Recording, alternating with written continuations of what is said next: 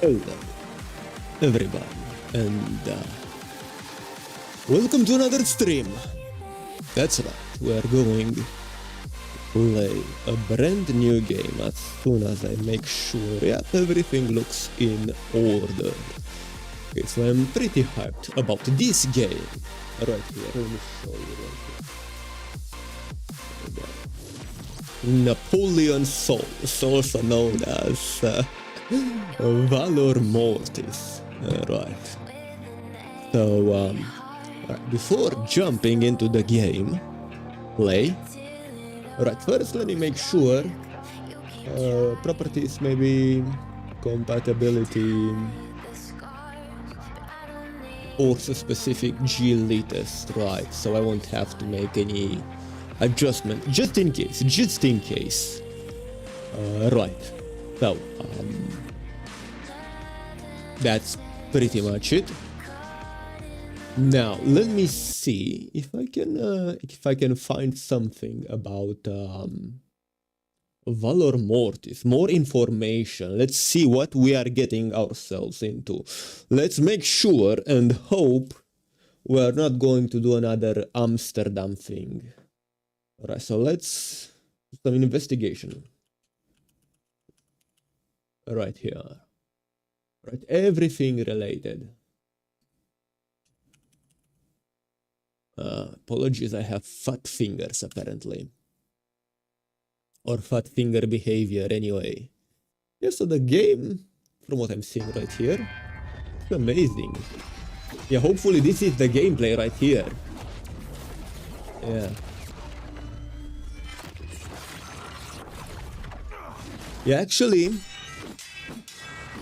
after a bit of consideration, I realized I don't really hate, what you would call them, visual novels in my video games. I hate bad anything in video games. If that was a stellar visual novel, more power to it. I probably would have enjoyed pressing one button the entire time. The problem is not with visual novels, the problem is with bad visual novels.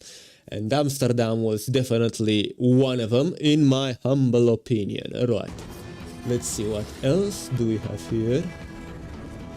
Okay, yeah, this looks...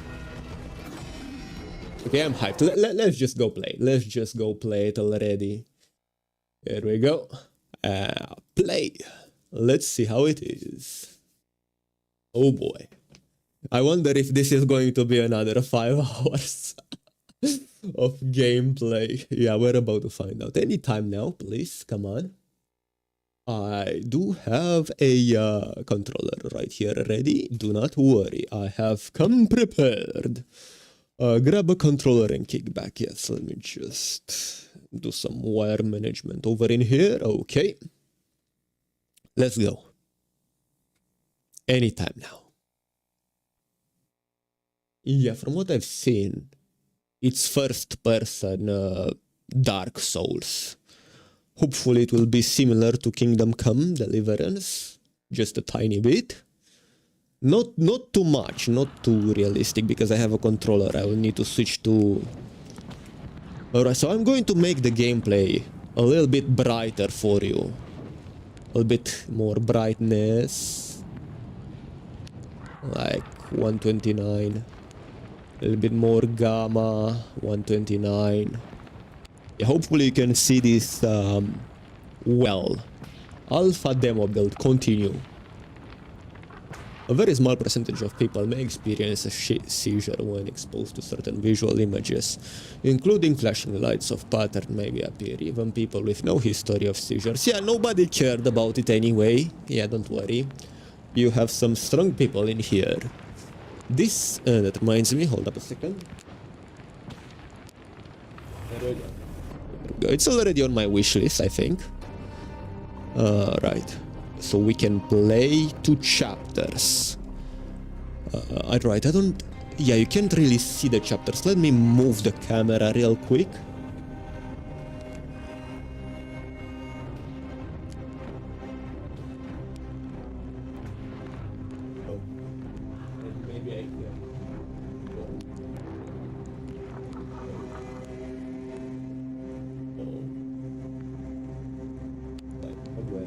little bit lopsided. Yep, it's a little bit better. Let's start it already. I forgot to adjust the settings to check if HDR is available, but we'll have to do it like this now. Doesn't matter, yeah, never mind. Feeders and duration, let's keep to hold. Yeah, hopefully there won't be too long of a disposition. Scrub the bloody muck from your eyes. Napoleon has to be one of the greatest of all time. From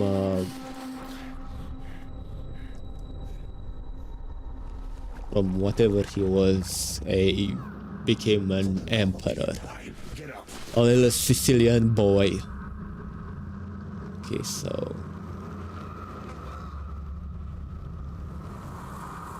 kinda looks like France today. Yeah, not much change in those years, huh? No, just kidding. Just kidding. Yeah, this is awful. This is awful. Hopefully, it will never get to look like this ever again. I have high hopes for France. All of the best wishes. Right. I kinda feel like I need to use keyboard and mouse. Hello, tiny boy ND1. What is up? Welcome to Napoleon Souls. So apparently I already have a quest. I don't know how to check it out. I awoke amidst yeah. I know what I just experienced. I don't need to reread it. Going to assume he was not really friendly. We just got another debuff. Oh, and is that magic? This is a tutorial, true and true. Okay. We just learned how to... Actually, let me do some... Oh, so that's going to be annoying. That's going to be annoying if that's the dodge. Okay, so...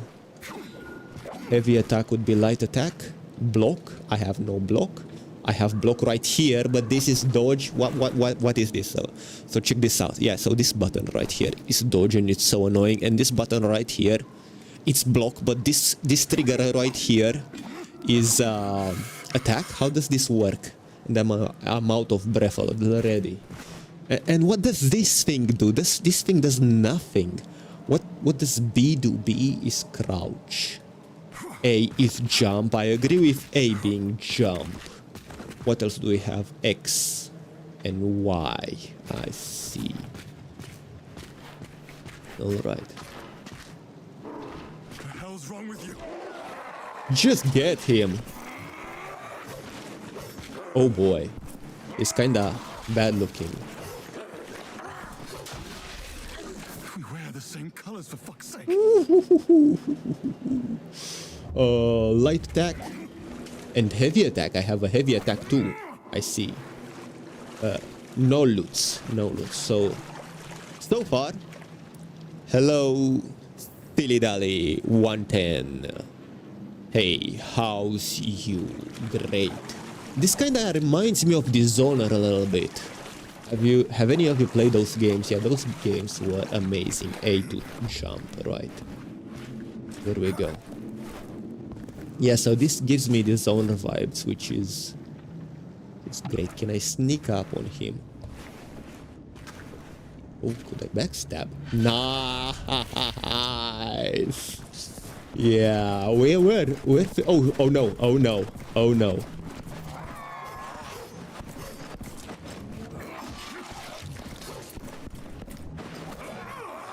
That was awful.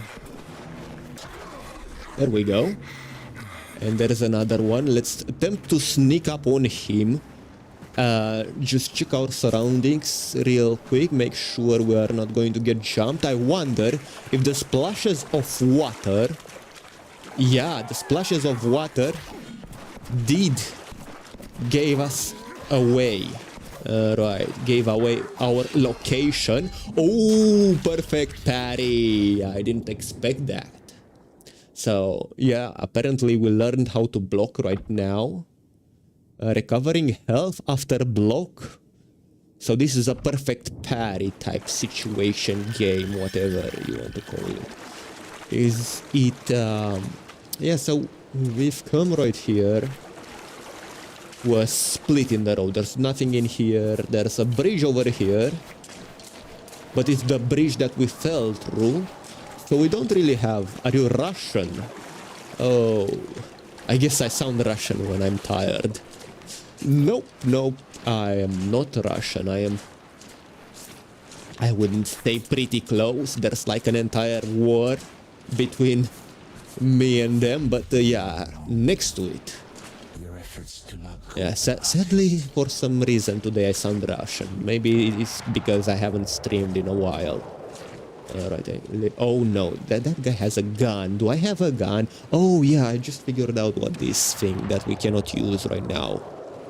I'm going to bet that is a gun. How about we sneak? We try sneaking first. And if that doesn't work... Sneak attack! It's the only way I set an ambush. Outlandish! Oh, come on. I tried to dodge with B instead of the dodge button. Okay. Here we go. Perfect dodge. Wonderful. Amazing. Give me the gun. I cannot loot the gun. Disappointment. It's reaching immeasurable levels. I was expecting a gun. Guess we're going to get a flintlock. And now we're figuring out how to lock onto targets. So we would have been... Oh, there are multiple of them. I see. I don't like being multiple of them. I would probably need a gun at this point. Yeah, one of them will wake up. And they'll both just rush me. How would I manage? How would I manage that? I wonder. Come on. This is what happens when you give people options. They freeze. Right. Let's try do a bushman tactic right here. We get at them through the bushes. Through the bushes. Sneak attack. That's right. Now one is manageable. One is manageable. Take this, take this, take this. Wonderful combo. Man, I'm enjoying this game so far. Little baby steps, but yeah, so far. So far I'm enjoying this. I see you, all of you, each and every one. Together and only together we will triumph. Hey, look, there's a magic tree right over there. I want... Oh, no. So apparently I went the wrong way, I think. Let's try and go through here. What would it be over in here? Ah, I just came through here. And there's another split. And let's just try... Take that other guy by surprise. Such a structure. See, I cannot attack this structure, can I? No, I cannot. Nope. So apparently, yeah, this section of the game is unavailable. Let me see if I can auto-detect enemies by just spamming lock on target. By just spamming lock on target. Can I go through here? This seems pretty linear to me. So there is a little bit of illusion of choice. Hopefully that's just in the beginning. Posture. The enemy's posture bar builds when you execute melee attacks or parry an enemy attack. Parrying increases the posture bar more than melee attacks do. Breaking the enemy posture allows you to launch a critical attack that deals massive damage. Very well. Parrying, yes. B. So I guess Yeah, we're just going to do that. Hello, my baby. Hello, my darling. Hello, my handsome gal. There we go.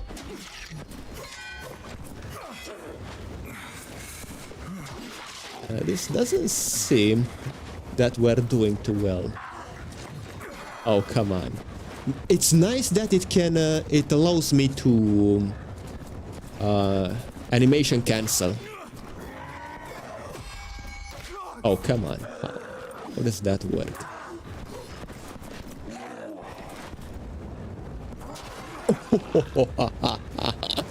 Man, we are a beast. We are a beast. Is this the chest? Wonderful. Exactly what I was missing. Yes, give me. Give it right here. I'd better not be jumped from behind. Alright, I've gotten used to cinematics being negative plot armor. Yeah, usually I'm too overpowered for the game, so they need to punk ass me in the cinematic. Destroying nephoglobin weak spots. Okay. Remnants. Destroying weak points on enemies will drop remains, which can be picked up to restore nephoglobin. Okay. What is this thing right here? I think that Pia's death was no coincidence. Quit your rambling, will you? But listen, there is no such thing as a stray bullet. All is written. Pierre couldn't even fucking read. That didn't stop his foul mouth. Excuse your French. About the petit corporal himself. I know we're French, but come on. Have a little bit of manners. Oh, okay, so how do we do this? Oh, I see. Is it just... no, it seems that's a reflection. Yeah, it doesn't turn red when it sees the right targets. So apparently this is kinda different from Mortal Shell. Alright, I need to shoot specific enemies to get more ammo. There we go. And this is where I get ammo? No. This is where I get ammo? No. So I've got both ammo and whatever globin this is. How do I take it? What do I do with it? Reload. Okay, so I'm getting ammo separated. Okay, jump. I have to press to jump on the highlighted branches to leap further. Or I could just get more of those things. Open inventory. What have I gotten? Use to gain 100 catalysts. I see. Use it to let dim light guide you to the last lit lantern. You will irrevertibly abandon all your possessed catalyst. Okay. We have stuff that I'm going to unlock later. So is it any skill involved, or I just have to press? No, apparently there's some skill involved. Maybe I need to get a running head start. Man, I feel like Tarzan right now. Alright, wonderful. How did I do that? Hold up. Go back. Oh, yeah. So I incredibly quickly holstered both my pistol and sword at the same time and grabbed the tree branch. Right. I see now. I'm basically superhuman or something. Yeah, that makes a lot more sense. Yeah, it's only rekindle. You will respawn at the last... Okay, so we have the bonfire right here. The ashen one that we need to rekindle, and we can rest, and probably if we rest, we are going to, let me guess, respawn all of the enemies.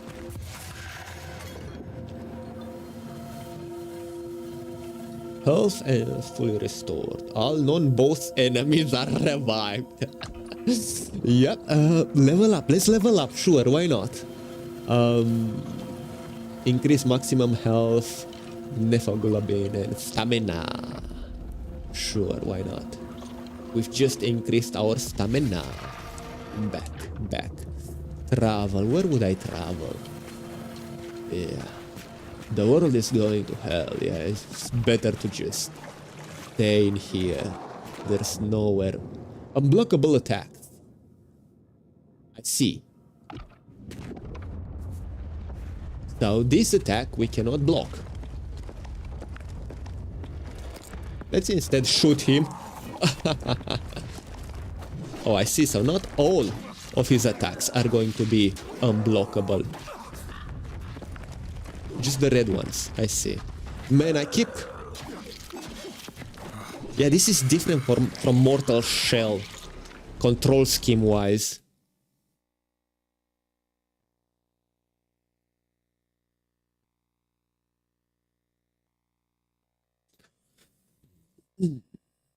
Yep.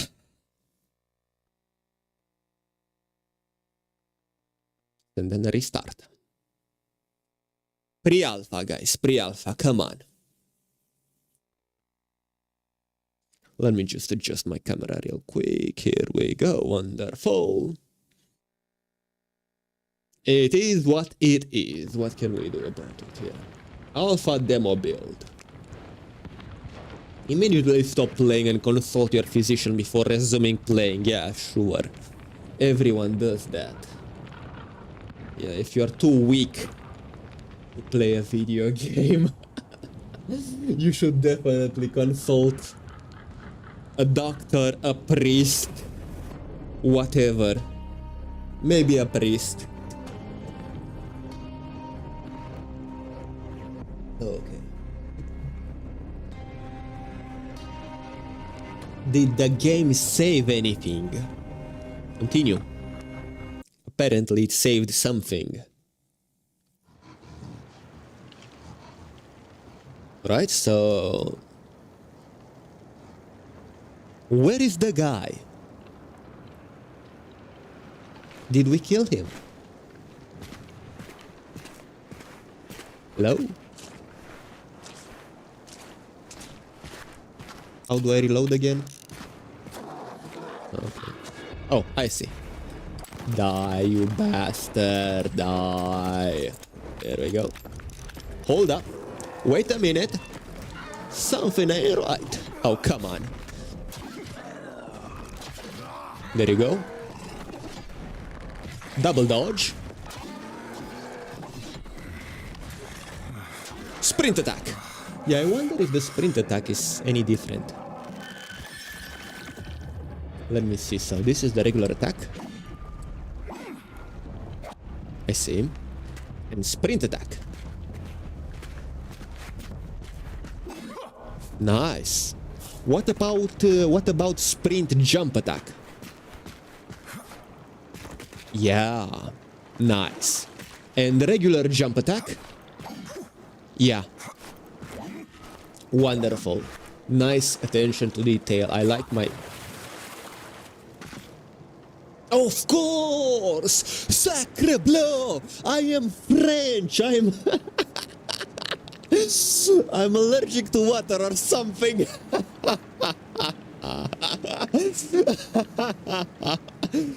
I'm kidding, yeah. This is... yeah, in case you don't know, everyone in Europe and everyone in the entire world is making fun of French. It's an acceptable punching bag. Yeah, we don't really hate French. We just love making fun of them. Yeah. Sacre bleu! Oh man. Hello there. Thing. What if I just do this instead? What if I just don't trust you?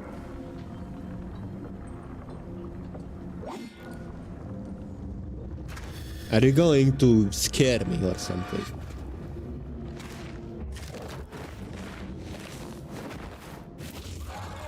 is he so powerful? I was about to make another French joke, but I said, yeah, I thought let me chill with that for a second.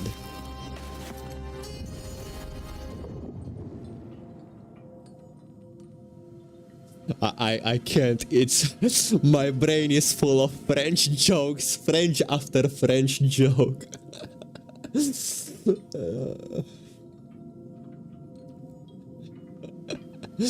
Fire transmutation, hold left trigger to activate fire transmutation, which consumes nephoglobin. Right, shattering or striking them with your saber. Yeah, this is really magical. Usually, Who was that man and what has he done to me? yeah, usually they need lighters, but imagine all of the smokes, all of the cigarettes we can consume now while looking depressed. Right, here we go. Rest. And of course we are going to... What is it you want? What is it you want?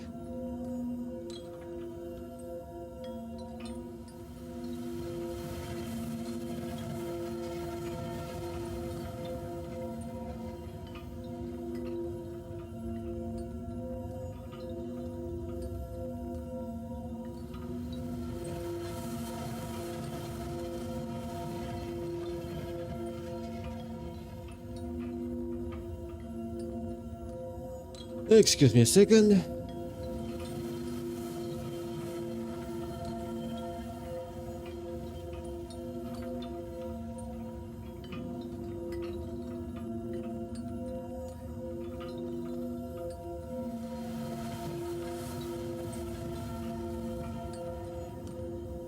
Not my problem. Anyway, level up. Right. Parrying impact. What is this? What is this and why can I take it? Why can I not take it? Alright, I guess I'm going to need some health. But we don't have any, yeah. So we're just going to leave. Okay. Now I've... what is in here? Oh, it's the way... Yeah. So I get it, yeah. We just come full circle. Is all it takes to burn it down.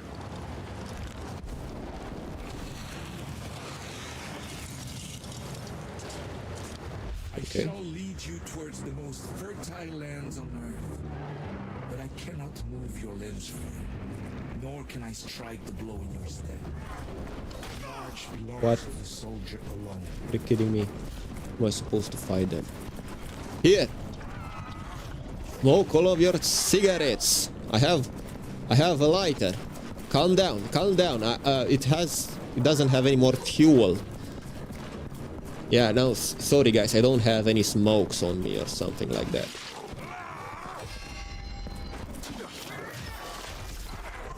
What was that? Come on, my guy. Okay, fine, fine, here you go. French and their smokes, right. They are dependent on their vice. Right, here we go. Pistol ammunition. That's right, I want my... No, hold up. How do I switch back to my gun? Right. I want my flintlock pistol back. How do I do that? Wonderful. It is Y. Yes, I have figured it out. I have figured it out before they told me. Yeah. Oops. Oh, come on. How did you get me? What? I blocked! That's ridiculous. Je ne sais quoi. Croissant.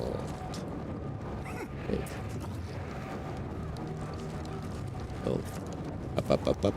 Up.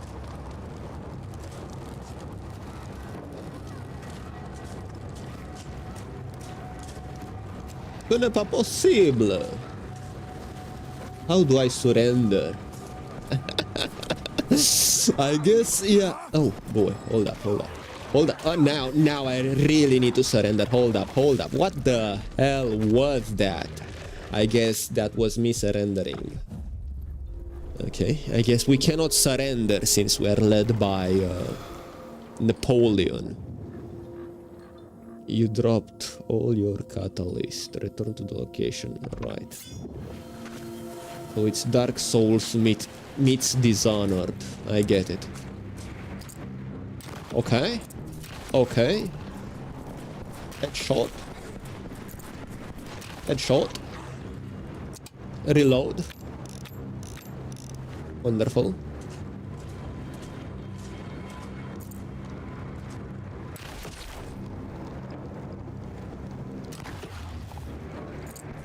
Like, what am I even supposed to do to this guy?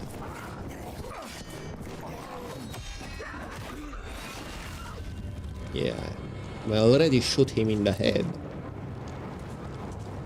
I don't know what else I can do to him.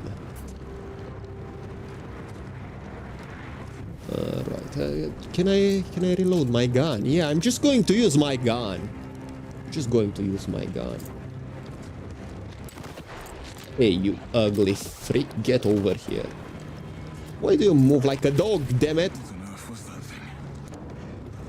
Well, I guess I just have an entry about it.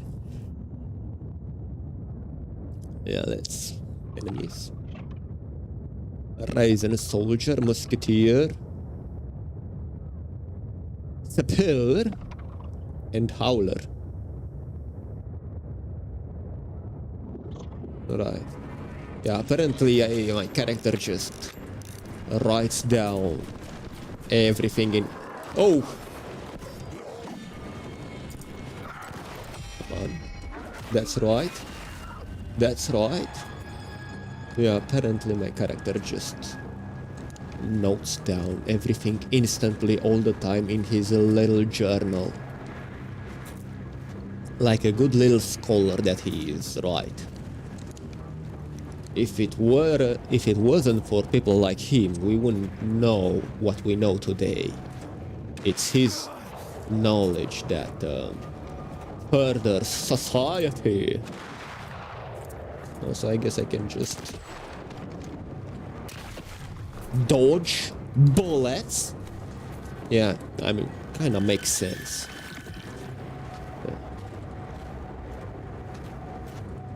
Right, where else are we?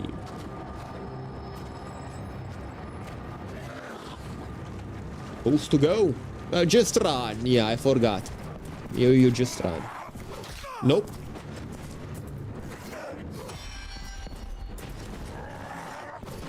Come on. Oh, time slow. Perfect dodge. Yeah, so they do reward perfect gameplay, and we're not being perfect at all right here. So perfect dodges does time slow. This is going to be an enjoyable experience. No doubt about it. I almost just injured myself right there. And that was helpful. How exactly, you wonder? Lost? Oh, yeah. Wonderful. So... apparently I dropped my cigarettes and I went to retrieve them. Hello? I guess they surrendered. Anyway. Why would I do that? Do I jump on it? I'm a genius. I'm a mad genius. Of course you do that. Alright. And reload. Let me just switch to my lighter since I have more magic than ammunition. Yeah, we're running completely on hope out here. Should I try to sneak? Should I try to sneak? Nope. Do I need to sneak in order to sneak, or can I just...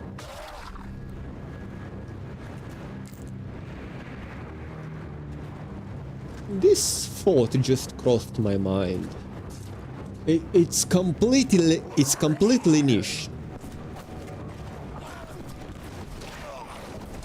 What was that? Yeah, I'm going to finish my thought after I finish the fight. Priorities and all that.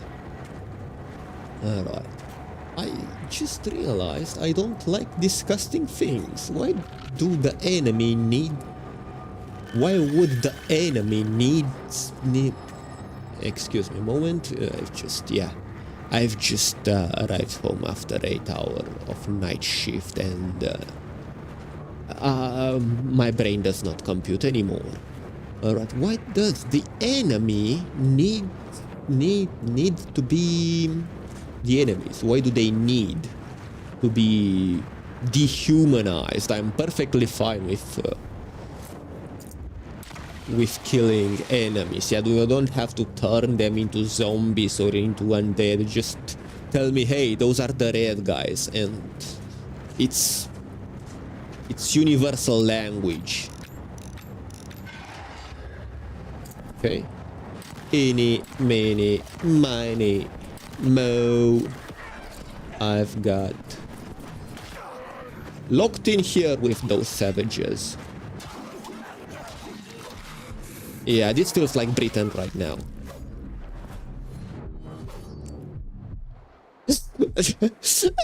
It just rolls off the tongue. I cannot help it, I'm sorry, yeah.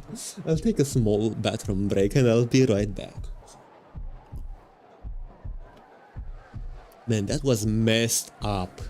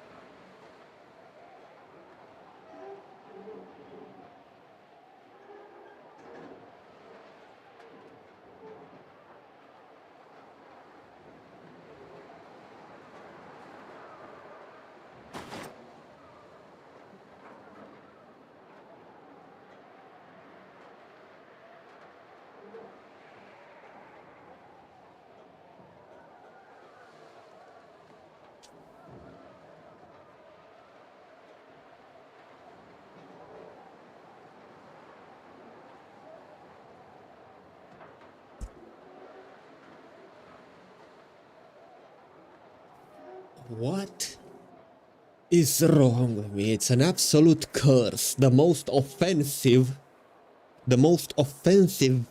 thing I can say just rolls off the tongue without even thinking. It's a blessing and a curse. Alright.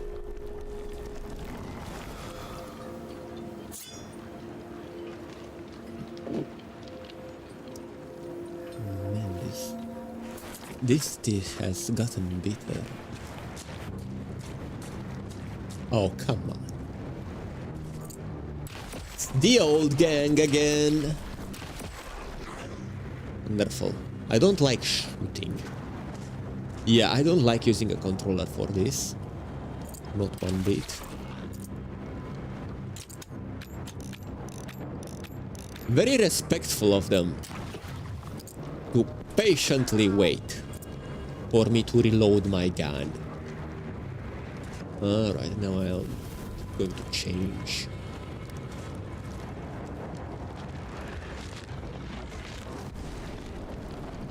Good doggy.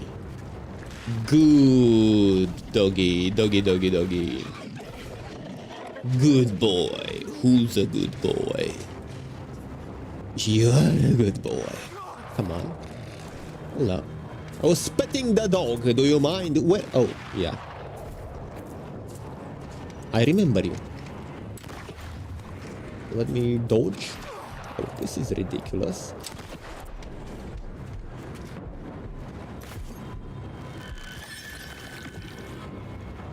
Actually, pretty snappy and responsive. Wonderful.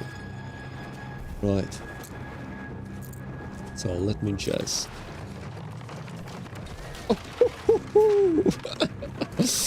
Yeah, this game is a good time. This game is a good time. It's a bit... I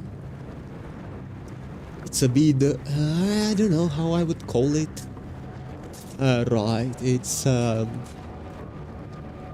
not my type of game, but I appreciate it. I appreciate what they are doing right here. It's wonderful.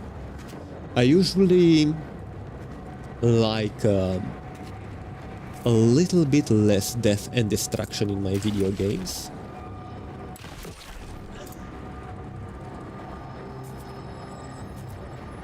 And now I'm going to get my flame ready. Alright.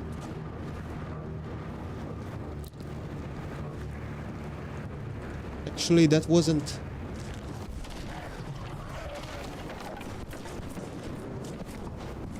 Yeah, that wasn't the place, apparently.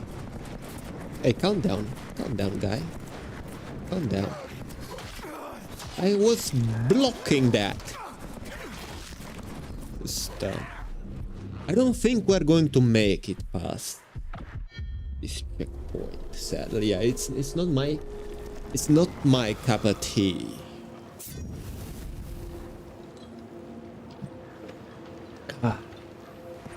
Alright, how do I... Alright, just... man, have to do all of that again. Yeah, for whatever reason it was easier and therefore more enjoyable to do in Mortal Shell.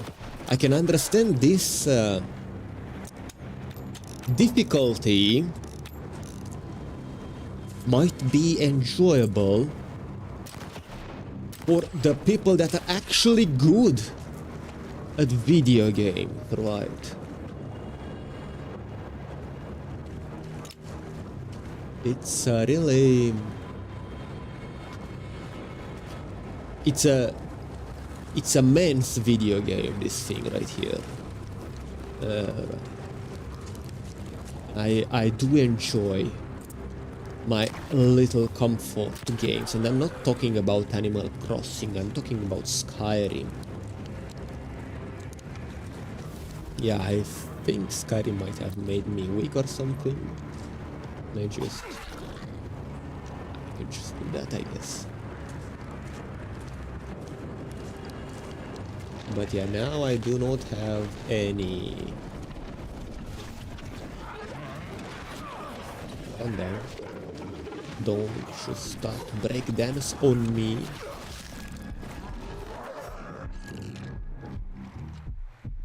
Hello, Sophie Flame. How are you? I am struggling, yeah. This is what I get for all of the French jokes. Yeah, I'm getting killed for every single French joke I made since the start of the game. It just started 45 minutes ago, so I'm probably going to die 80 more times. It's just, it is what it is. Yeah, so I do appreciate this game, but I'm going to admit I am quite outmatched. Yeah, I would enjoy this more if I was better. Right, I do appreciate. Well, can I ask you something, if you don't mind? If it's not about artwork, channel banners, or something like that, yeah. 90 stream, I get these types of questions like 6 times a stream, so I've gotten quite used to refusing them. Okay, here we go. But if you want to ask that, I suggest you ask the people that have 100 viewers or so that can actually afford your services. Okay, yeah. If not, sorry for assuming that. Yeah. Twitch really needs to crack down on this art soliciting things. It's getting annoying. There we go.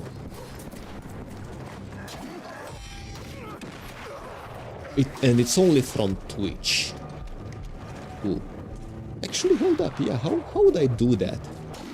I can't. I don't have any more.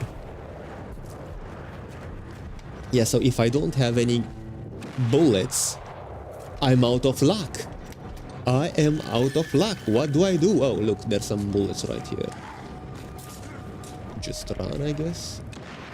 No, those were not bullets. Those were bullets right here. Hold up, right here. So let me... Tell me those are... Here we go. Bullets. Wonderful. Oh, come on.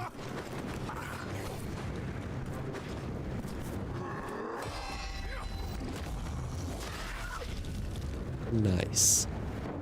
Nice. Okay, now switch it back to... I guess those bullets regenerated because I would have taken them by... No. I've got no bullets, so I still can not deal with... Now I've got bullets, wonderful. Where are you? Right, let me just heal.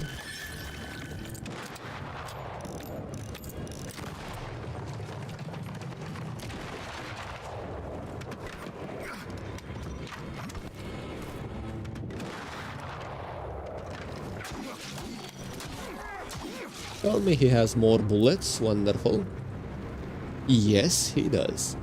Tell me I don't take fall damage. No, everything's good. Great. So, off you go, off you go. Who else? Yeah, I really need to be careful around in here. Let me just... Boom, headshot. Boom, headshot. Boom, missed.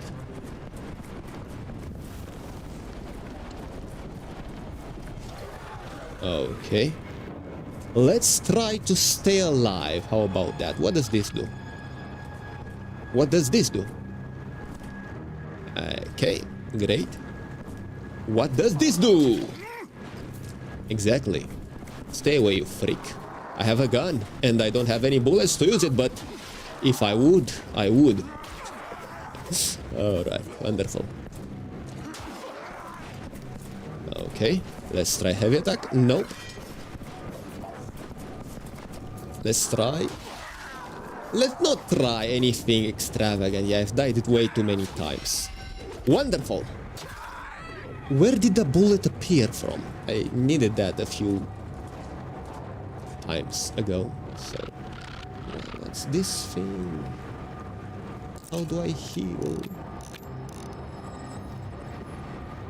How do you say help in French? There we go.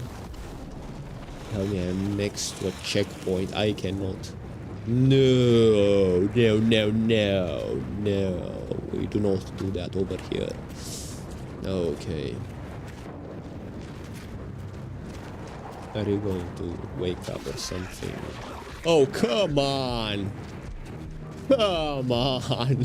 This is just taking the piss at this point.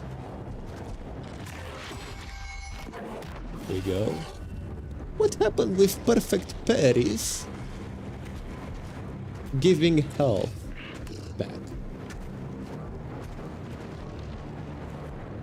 What? Yeah, this game is brutal. This game is brutal.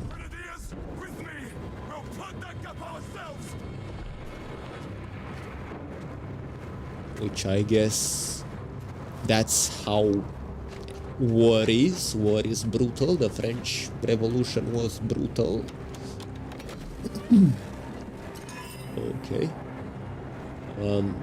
I wonder if I'm going to take enough fall damage. I'm not going to use this. Nope.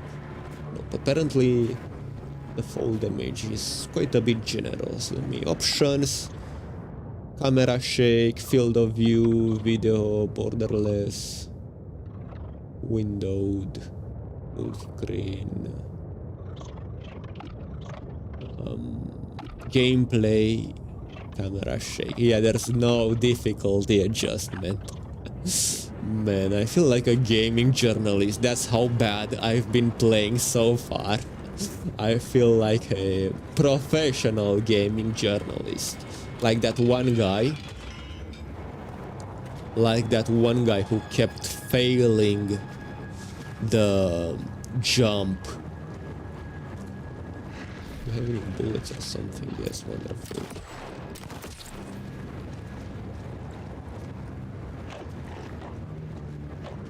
He's going to spit or something. Oh man. Yeah. What can I say? There's nothing I can say. Just I'm gonna have to get good the old-fashioned. Come over here. We're just going to die over and over for the next 5 hours or so.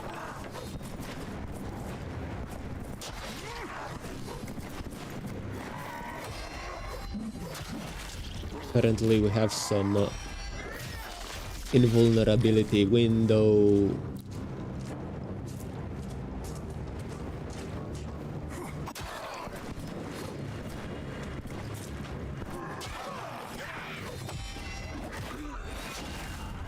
Animation cancelling. I guess the gameplay is as forgiving as possible with cancelling the attacks.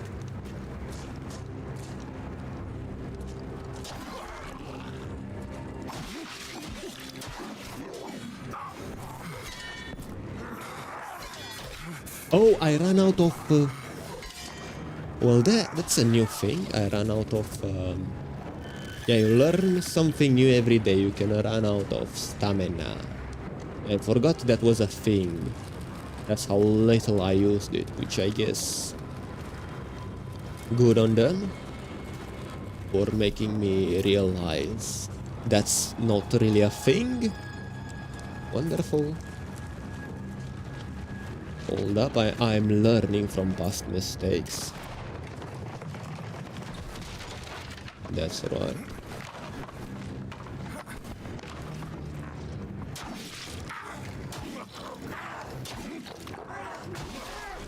Wonderful. I've been pretty conservative with my attacks. Oh, I see. Wonderful. Let's go.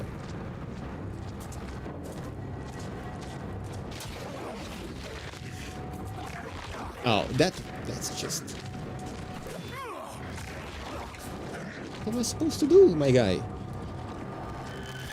Yeah, I need to learn the attack pattern of this absolutely abhorrent atrocity. Oh, it's just circling me like a shark.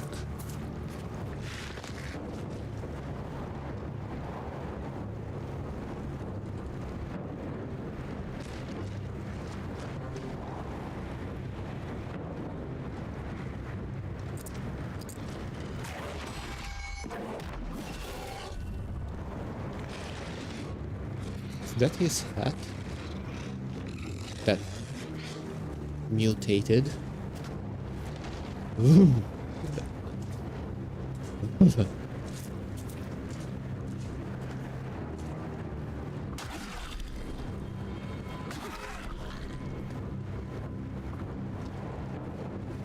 Oh. Get over here, little French boy. I've got something for you. No? Oh, wait, yeah, there are 3 of them, so I need to be careful. Yeah, I guess I'm about to fail a sneak attack. Or maybe not. Whatever is this? Oh, those are mine. Yeah, I left them here last time. Well, anyway.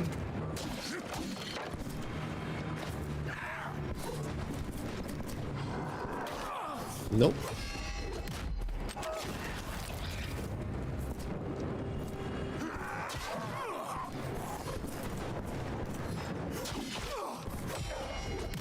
That's pretty bad on my end. I'm getting better at it, right? Not really in the best mindset to learning new skills, right? I just said I came home after night shift, 8 hours of work, right? Not the best time to learn new skills. I'm actually quite sleep deprived, but hey, I said to hell with it. Let's stream anyway. What's the worst it could happen? Right? Let's go. Okay, so loot is static. Is there another way where we are not really...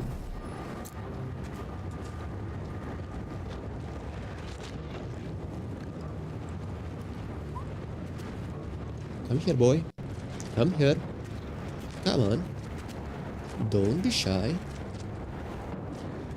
Let me pet that dog. Let me pet that dog. Bad dog.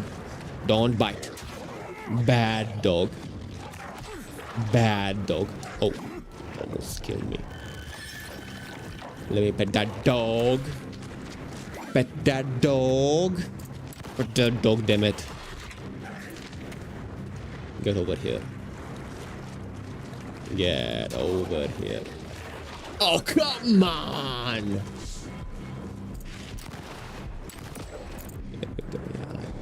I'm out. Every single time I manage to lose everything. This is ridiculous, right? How many times do they need to teach me this lesson? Just keep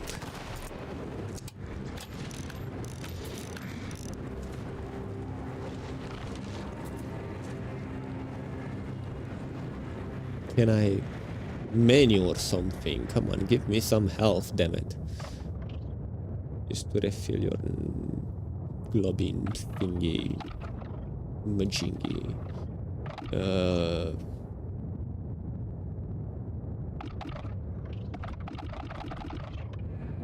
Right. Oh boy, this is something for sure. And now I'm going to get locked up and... Yep.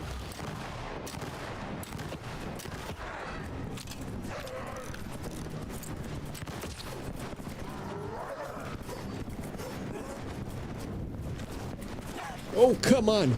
Do the thing! I am one shot away. Don't do this to me right now.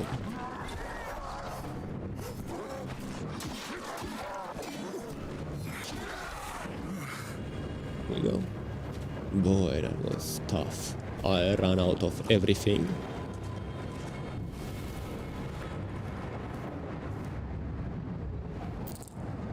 I don't trust you. Oh, wonderful. We've made it through, everyone, and it took... Yeah, it only took us, like, 67,000 tries. May it serve you well. Wait, I see the light of a man in your eyes. I still hold on to that belief, yes. I do hope you're not a thief. Is that meant to be an insult? An insult? No. This is no place for... It is a simple warning. Do What? not meddle with my work. Especially when you have already seen its benefit. The light in those lanterns. It is my own design. Immersion broken. This is no time for... You have the look of a man in a rush. You are right. Level up. Health or something. Here we go. Probably going to need more of these. I'm not going to need more flame stuff. And what is this? Deals increased posture damage. And grants more recoverable health. I would need something like this, yes. Confirm. Leave. Some things we abandon. Wonderful. So we can heal more now. We're just going to let him talk. Yeah, doesn't look like I can do anything else to him.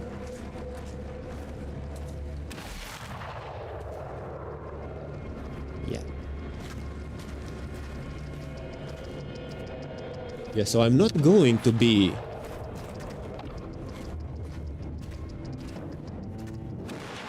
I'm not going to judge this game because I'm bad at playing it. Yeah, so far experience has been pretty wonderful. Yeah, me being bad at the game is completely separate from what this game is trying to do.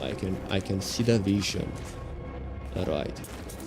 We didn't had a good Dishonor-like, Souls-like game. Actually Souls-like games we get all of the time, but first-person Dishonor game, this is smooth, this is snappy, this is quick, this is, yeah, everything it needs to be.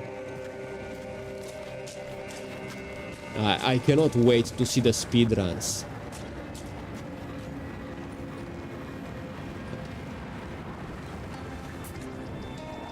Oh, I've returned.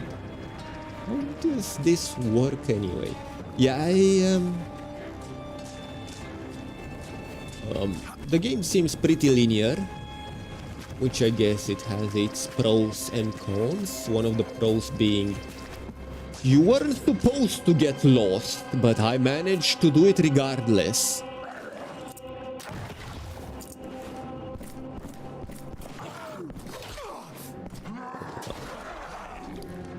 Yeah, so that's the pro. Yeah, you weren't supposed to get lost. And yeah, it's a linear experience from what I've seen. Yeah, actually kind of reminds me of BioShock, now that I think about it.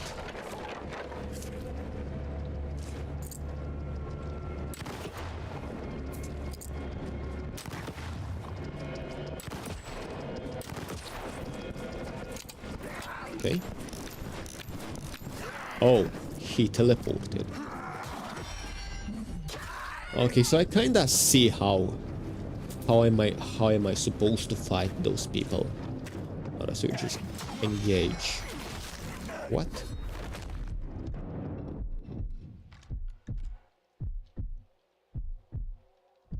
From checkpoint. Right, I was about to say you engage and then you perfect block. That's how you deal with them. But apparently that didn't function as well. You can dodge bullets, boy. Dodge them bullets.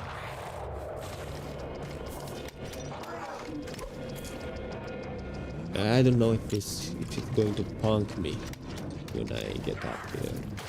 Yeah, he is.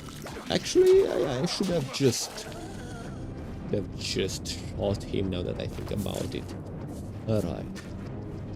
Let's see.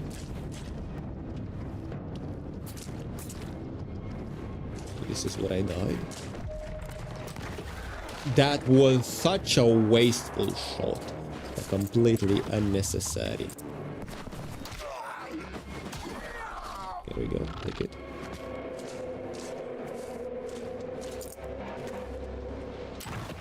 Allez! Does that mean stop? Well, it must be because it's working. Allez! Maybe not. Alright.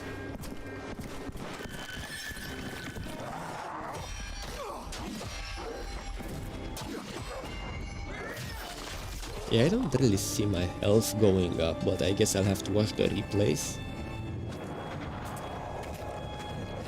Man, I can see bullets.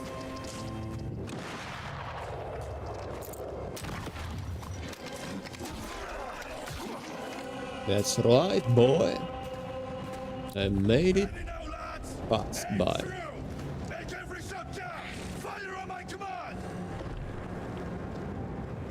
Oh yeah, right. He's going to tell us about the jump attack.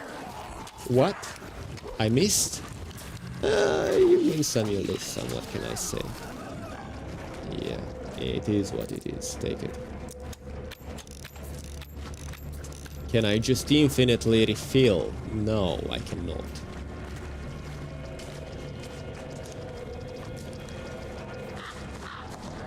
I don't think I'll be able to. Even the crows refuse to feast on these bodies. Yeah. Seize the world with your own two hands. Forge the future with the steel you carry at your side.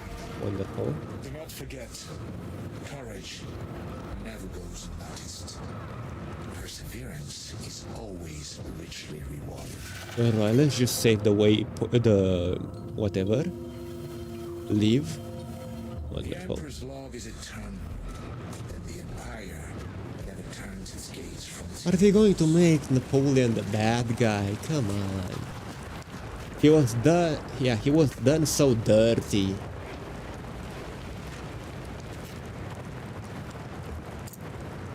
If I shoot this guy, will this guy get alerted? No. Peekaboo! Just farm him endlessly. Okay, what do we have here? Take it. Wonderful. Come on, get up. Yeah, this being French also reminds me of Unity. Yeah, I think Napoleon was there during Unity. I don't really remember. It was a long time ago. Last time I played that game. Oh, let me guess. Boss battle time. Yeah, this definitely looks like a boss battle arena. And here's the negative plot armor, the anti-plot armor cinematic. And fall from the sky. Right? Is it going to fall from the sky? Some atrocity. Oh my god. It's a French guy. They made it so uncanny, so realistic, it's unbelievable.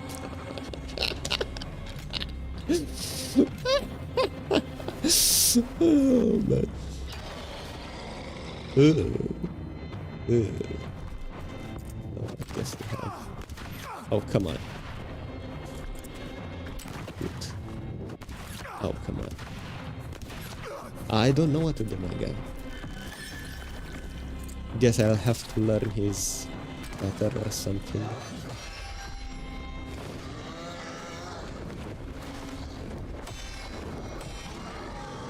Yeah, let's go, let's go. Ass stab this.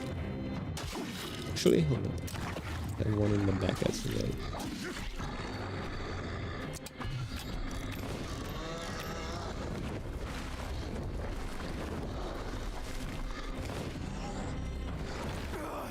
Was that unblockable?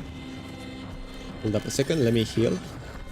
Wonderful, thank you for your patience. Oh. Perfect dodge.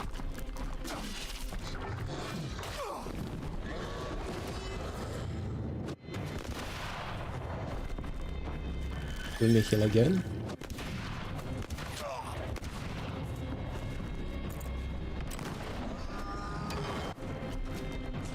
Actually, well, let me see if I can just...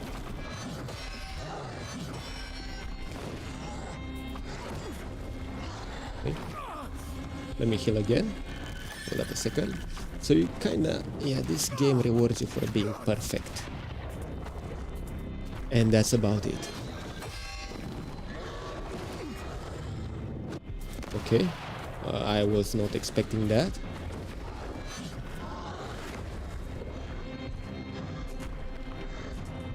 Yeah, we're probably going to die a couple more times. Oh man. Come on. Here we go. Yeah, I missed that the first time. I guess good luck next time. Perfect dodge. Let's heavy attack him as well.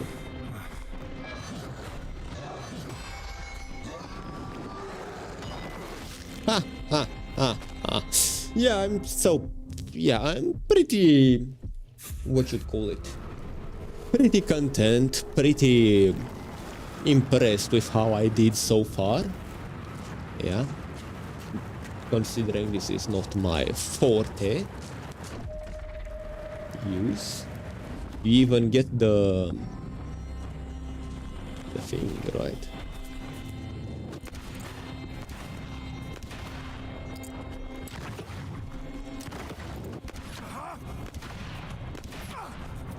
I see.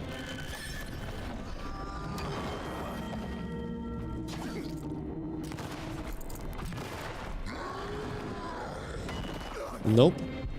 I'm going to get got a lot sooner than I anticipated. Yeah, apparently I've got the entire rhythm wrong at this point. Yeah, a lot. I performed a lot like I was expecting to perform the first time. Oh boy. Yeah, I got too accustomed to chill, relaxing games like Forts. That's what I played last time. I played Forts. Come on, shoot. You are about to shoot. 1, 2, 3. Now I'm about to shoot. 1. Dodge. 2. 2. 3. Now I'm about to block. Shoot. Right. Heal. Wonderful. What are you going to do? Block. Block again. I could have blocked that, but I thought I was good.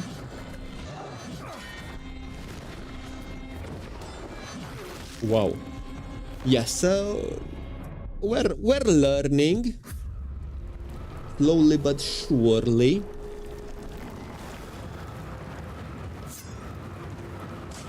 Oh boy.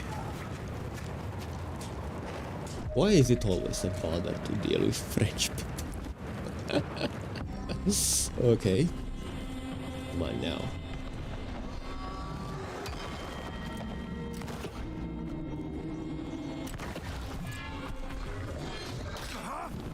Of course. Of course. It's croissant. It's croissant. Yeah, I get it. Croissant. Croissant. Wonderful. Very well. Oh, come on. Do it. So far looking good.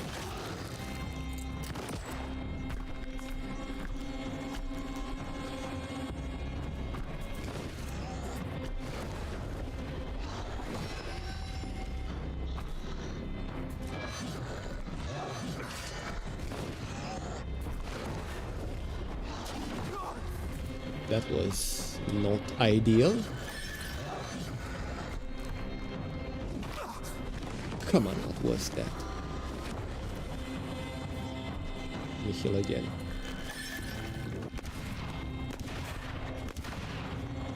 Okay.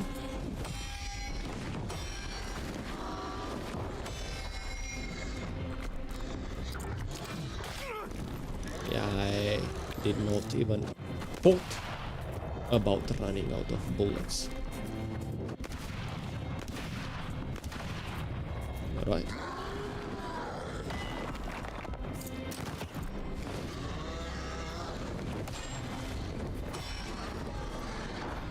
Let's get him.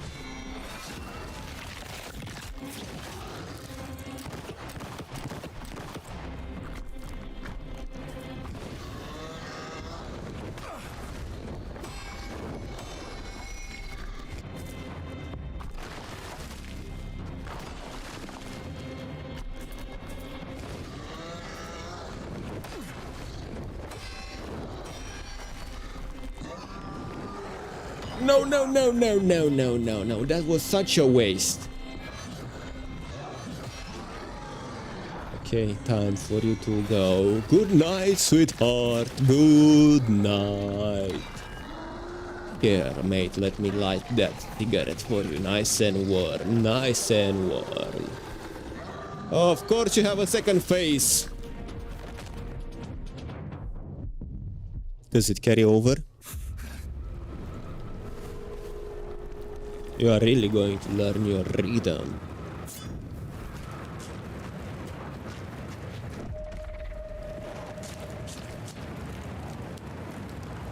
I can see how this type of game is appealing to a lot of people, but for me it's just cock and ball torture simulator.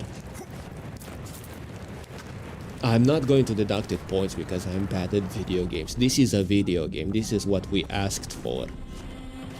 It's this exact thing. This is what we asked to have more of, and I'm glad my people's got it.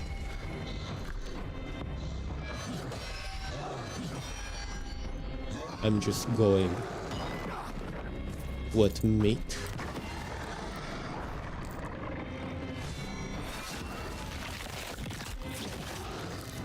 That it's not my cup of tea, and leave it at that.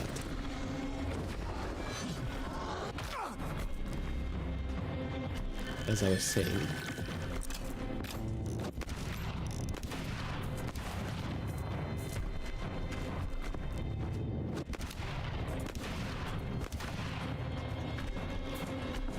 how many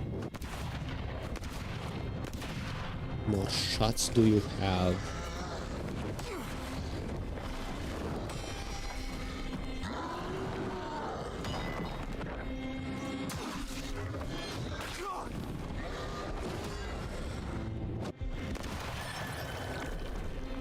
All right.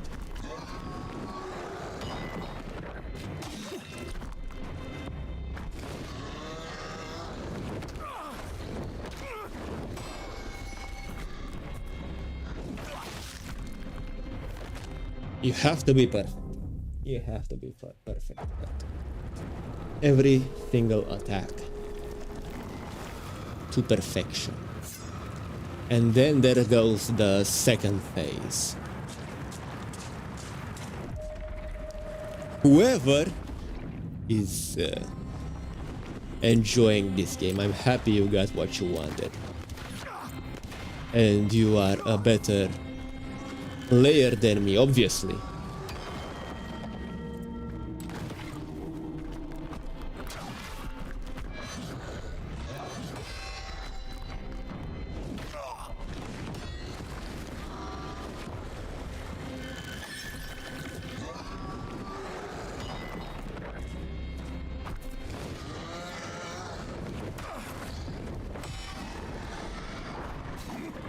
Come on, let me do it.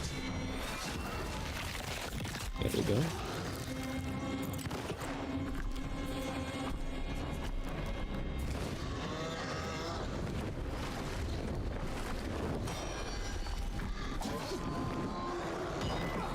Back, not back.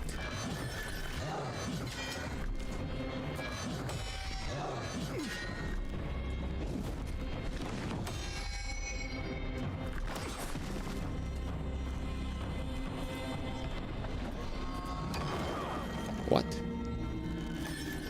Man, I'm so bad at this. We will try to defeat him, but don't get your hopes up.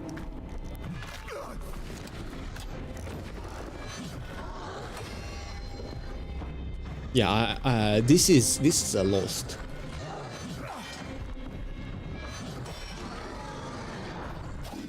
Come on. Here we go. Yeah, this is pointless. We are low on health, no more reses.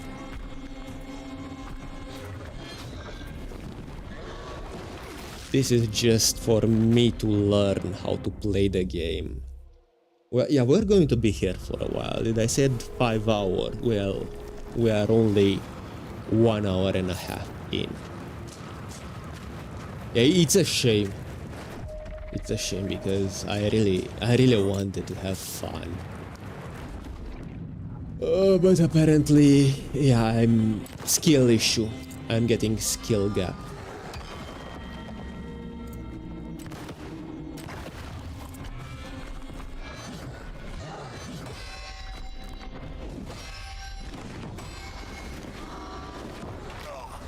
As you can see.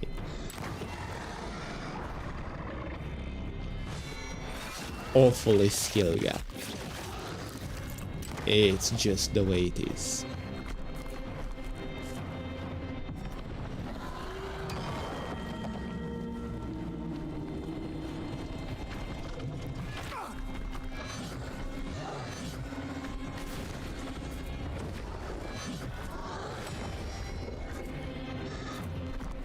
Let me heal.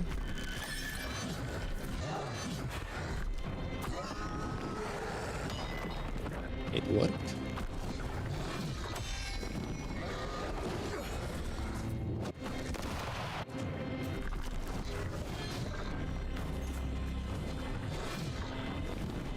Apparently fire is quite effective against him.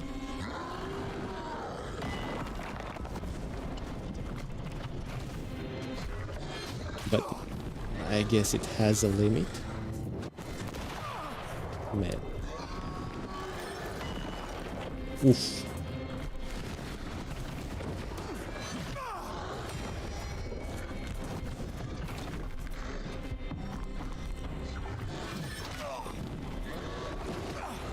Damn it.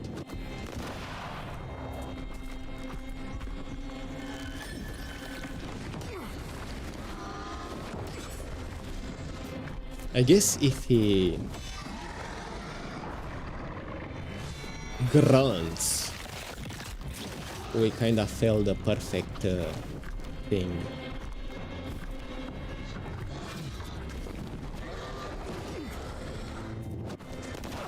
Yeah.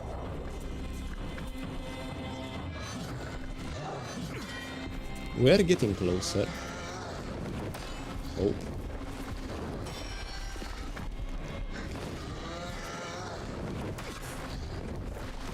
Doesn't seem so, but we are. Yeah. It's as good as I can get. I'm sorry. We'll try until the 2-hour mark. After that, I think it would be just pointless. Yeah, if I cannot beat him in half an hour, it's ridiculous. Oh boy.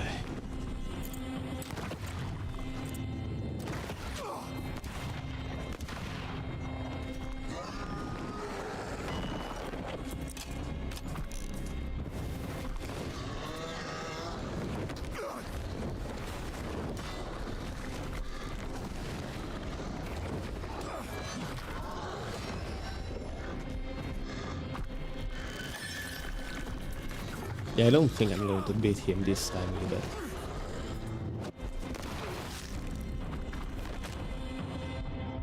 Oh man. Yeah, it's not my game. It's not my game.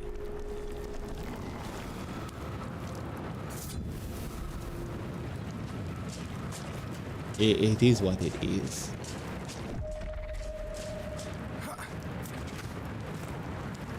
Okay, let's go. I'll probably be back. I'll try to be back tomorrow with some thoughts or something. I am not made for this. As you can see clearly.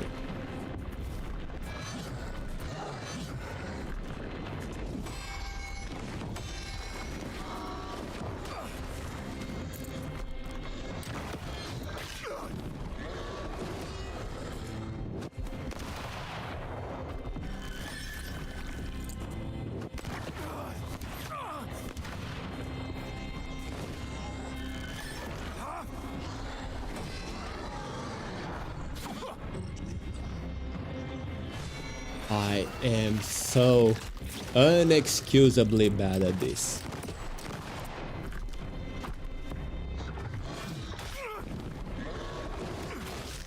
Or maybe I'm just tired, right? But yeah, I don't usually lay those type of things, right? The way I got through Dishonored was because Dishonored was an easy assassination game where you had to use stealth.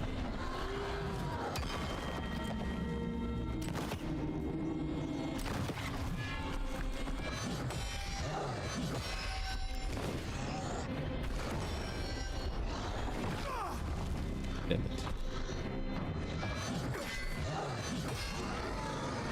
Okay.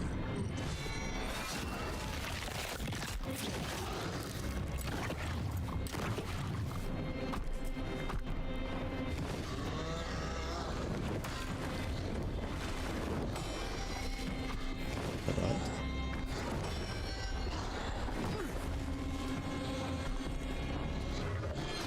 I wonder if the game gets easier to allow me to finally beat it with time. Apparently not, yeah. Yeah, definitely not.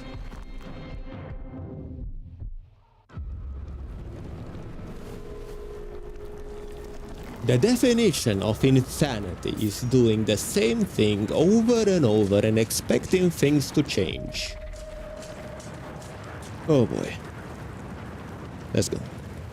Actually, let's try something different. How about that? Put all of my points into health or something rest.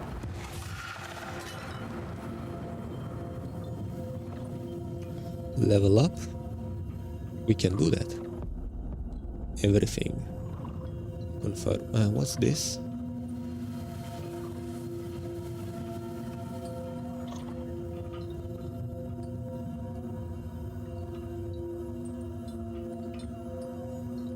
Let's try this thing. Confirm. Leave. Okay, so I'm just going to have to keep striking at the enemy. Yeah, hopefully.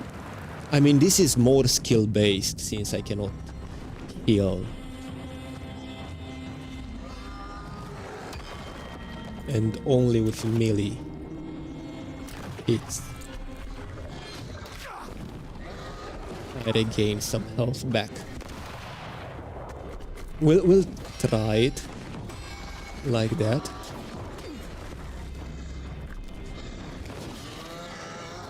Doesn't seem too effective. Yeah. Restart from the checkpoint. We'll try it a few more times. See how effective it is.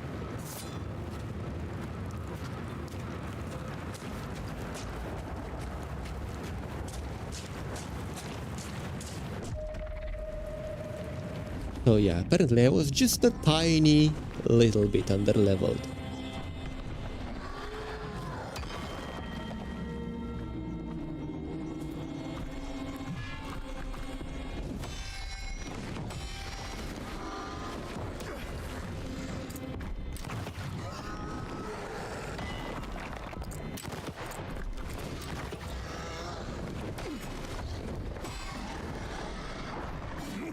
Come on, do it. All right, wonderful.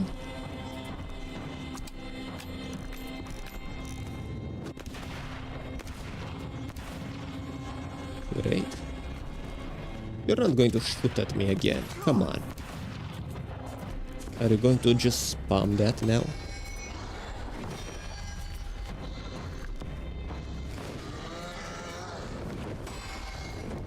I can see the appeal.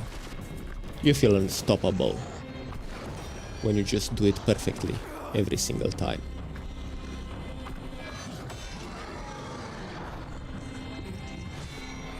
I wonder how much would I heal from this. Pretty much, actually.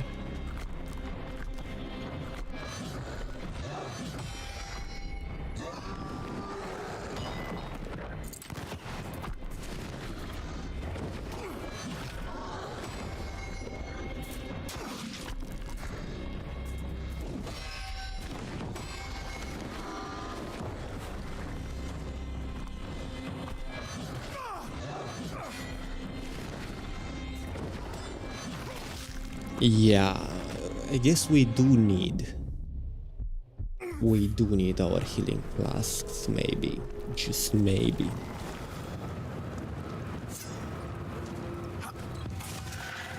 Alright, let me see what else do we have in here. Level up.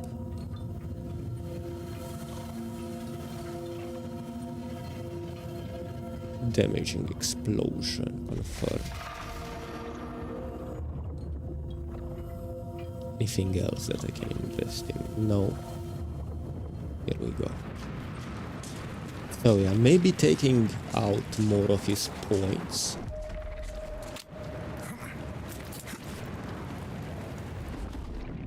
Yeah, this should damage him quite a lot more. Let's see it. Are you going to do it again? Wonderful. Are you going to do it again? Great.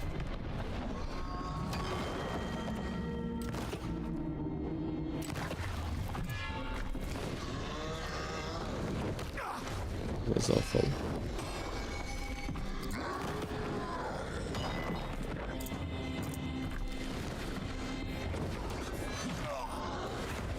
Hold up, I forgot. Oh! I still cannot use.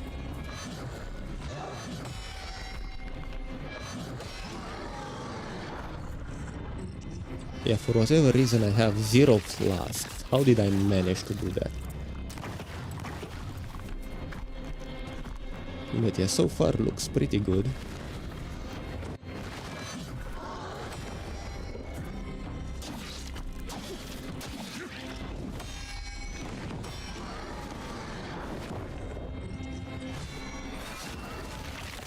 Yeah, I think this in combination with the flasks might solve the issue.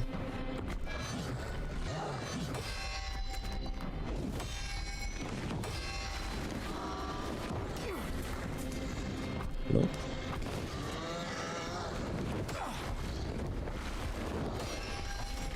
That was a little bit late. Yeah. Here we go. Let's continue.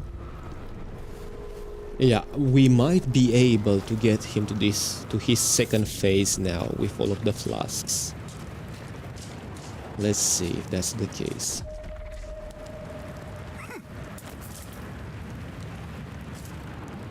I don't think there's a person that died as many times as I did. Kinda get numb to it, to be honest. Yeah, it is what it is. See?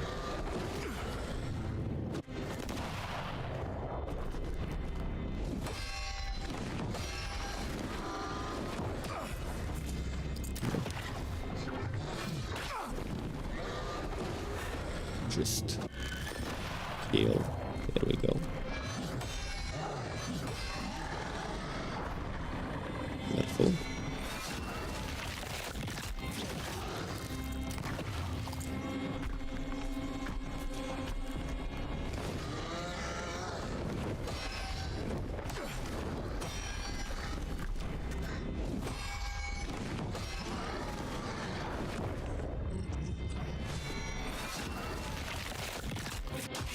Really locking in right now.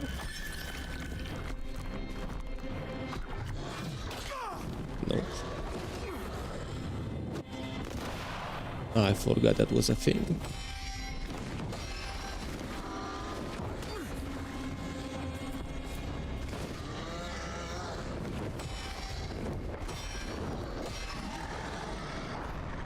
Okay, we might get him to the second phase only, right? Nothing crazy in here.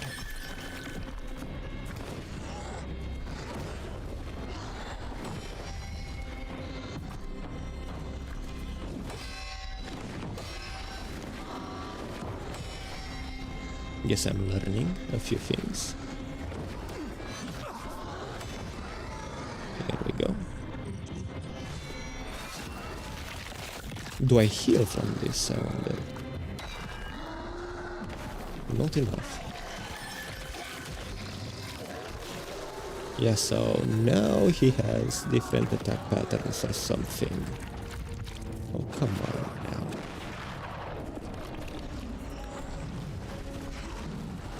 Yeah.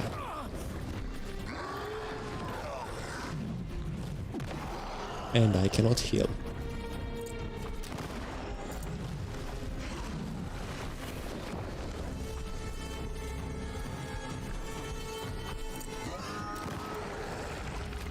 Okay.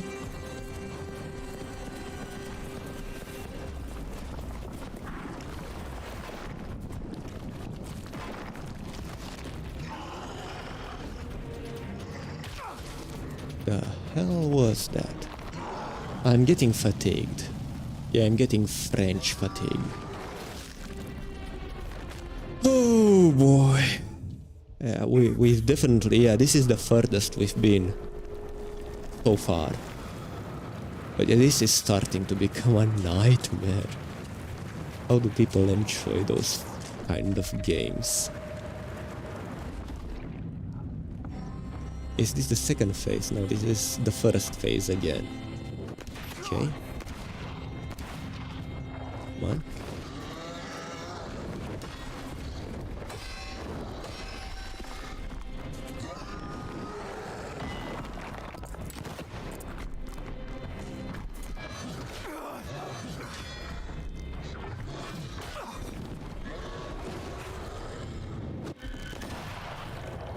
Okay.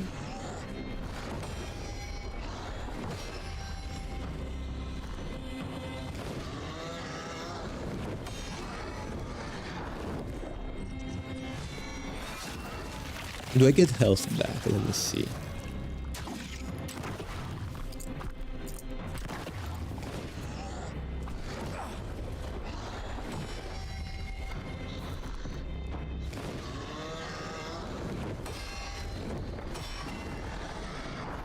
Okay.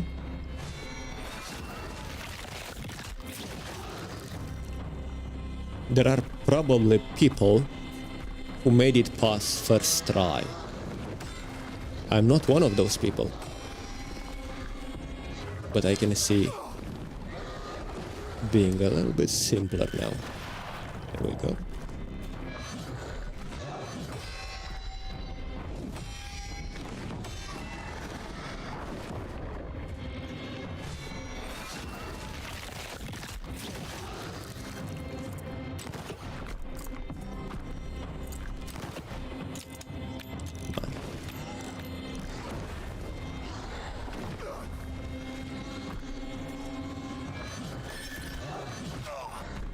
It's like, why do I even use them?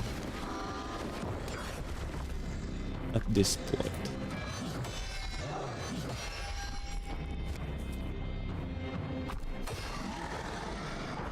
Here we go, last one.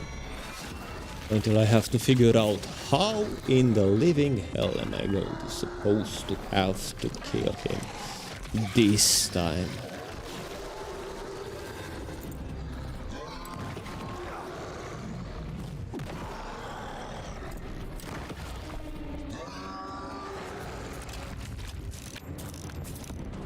So I'm just going to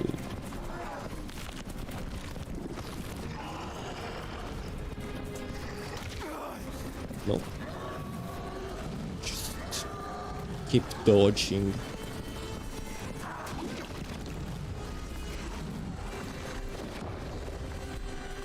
Okay. Let's go again.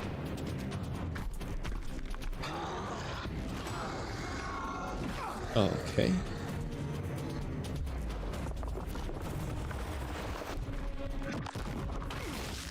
Oh, jump? I suppose it has jumps as well now? Alright, so how much left? I have 19 minutes left of keep trying this, but yeah, this is not what I sign up for. No. Oh.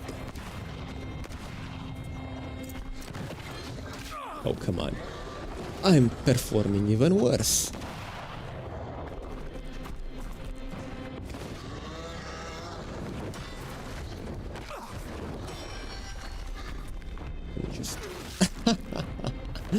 That was awful. That was awful.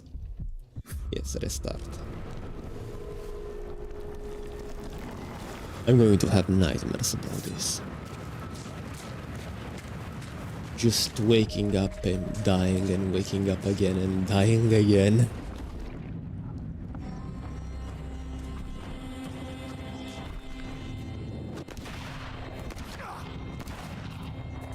Yeah, to be fair, a bunch of my nightmares look exactly like this.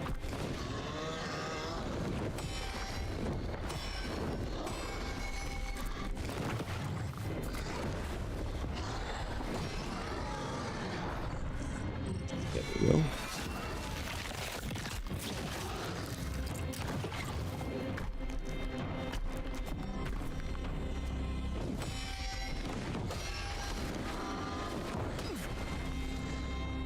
So it usually helps to hit it less, yeah, to hit it later than you think you would need to hit it. Alright.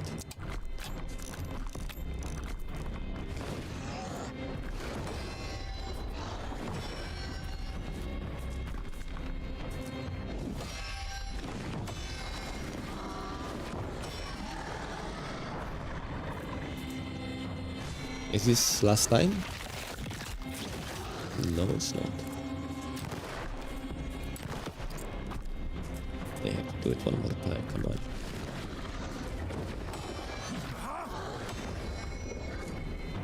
You cheeky bastard, you always get that one sneak in.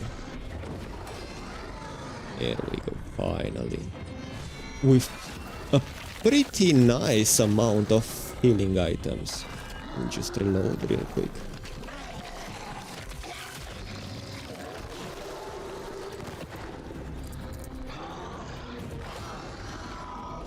Oh, come on.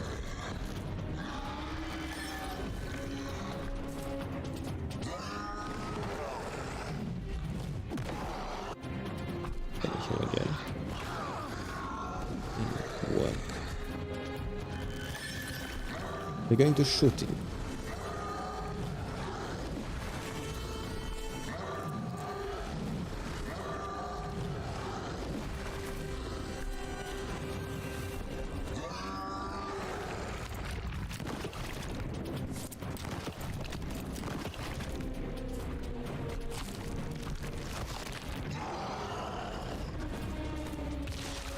Oh, I was supposed to shoot him in the air, that's why it was so slow.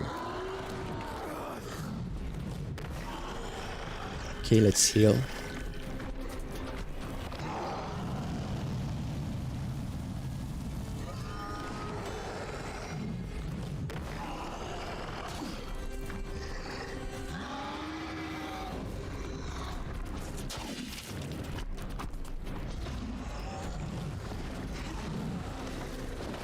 What? I pressed it. Damn it.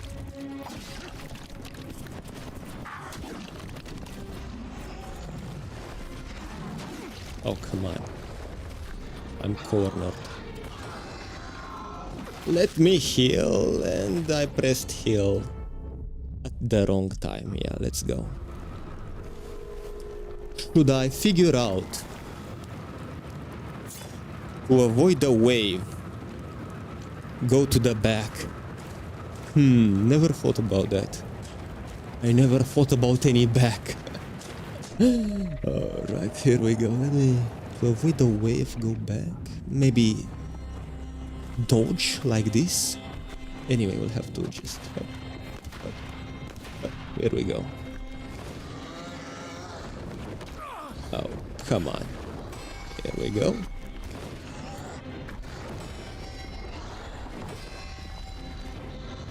So maybe attack him a little as well. Here we go. Yeah, so I've got the first part figured out.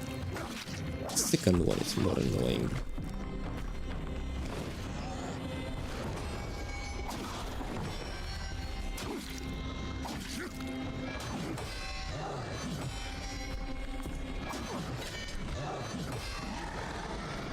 Okay, here we go. Maybe I can get the healing item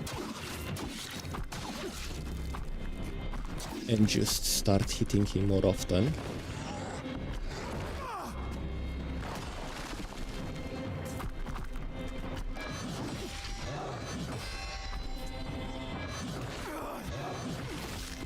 Maybe should I try that, I wonder. Alright, let's just try anything that sticks to the wall. Let me first get the points back. Here we go. Now let me go back to some point reallocation.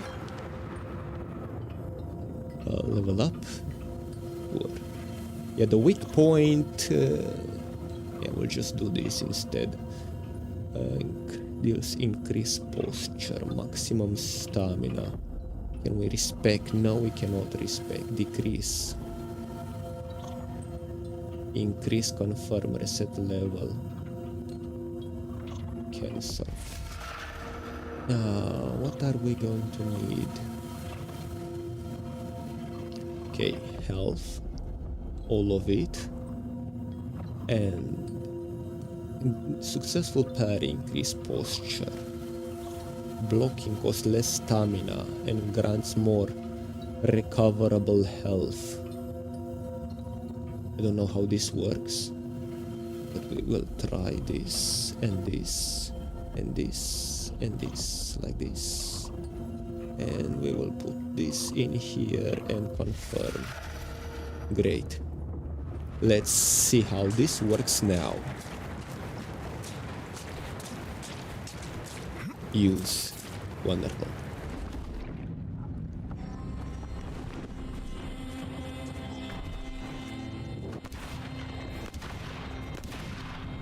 Come on, big boy, fight me like a man.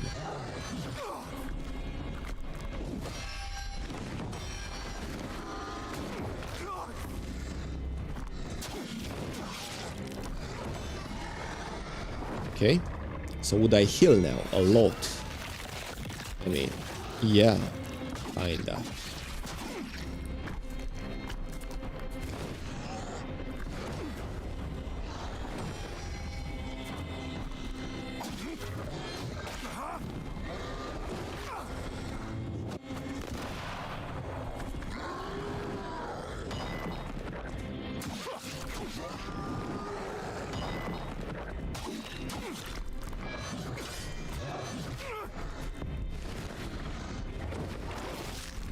Yeah, we'll try like this. We'll try like this because usually healing just gets negated by his immediate attack.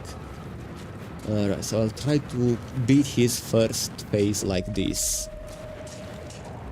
Maybe maybe it works.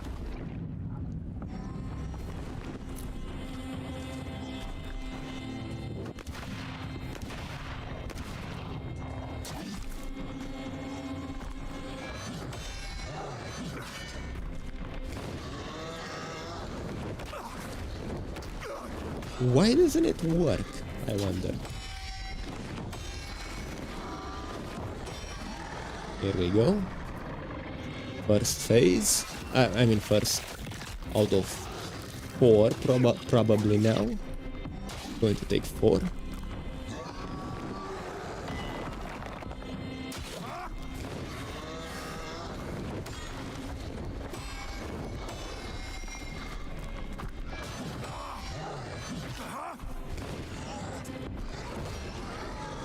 Okay, here's the second out of 4.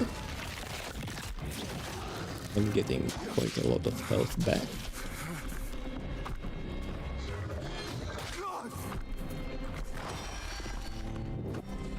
I got it.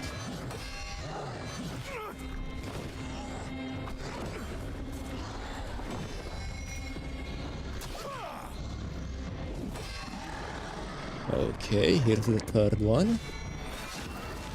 One more and he's out. But the trick is that I know very well his attack patterns, and I still don't manage to do it. Alright, let's start again. We will just use the weak points then. With the weak point damage. Rest. Yeah, level up. With the weak point damage. Confirm. Rest. Here we go. Alright, so with the weak point damage, what's happening? Yeah, we could potentially only use 3 attacks to get him.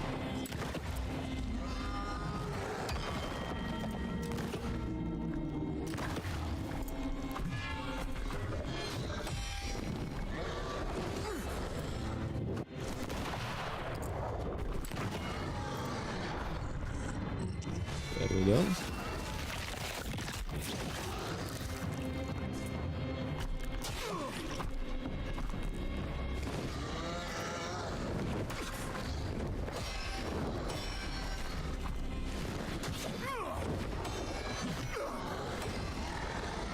That was that cheeky attack. Alright, that always gets me. No matter how many times I fight this guy.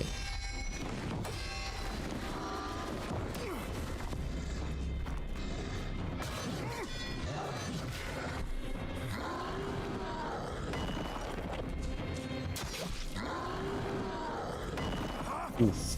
Heal now.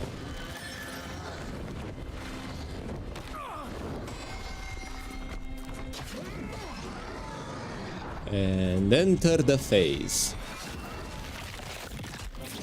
Okay, let me heal for it. Reload my shots.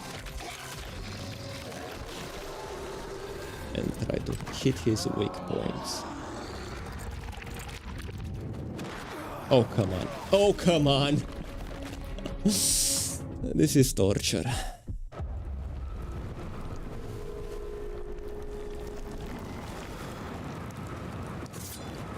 Yeah, I don't know what to do. I'm just going to let it run 2 hours and just give up. Yeah, I am outclassed. Kill issue, whatever you want to call it. Great game, too bad I will not be able to enjoy it. It's just a reality that I have to accept. There we go.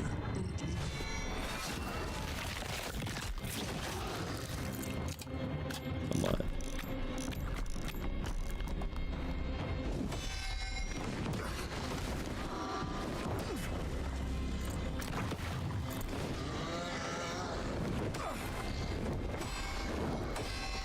I mean, maybe I'll be able to enjoy it when modding comes around for this game and I can increase the parry window and just give myself invulnerability and all of that thing. But at that point, at that point, what's even the point?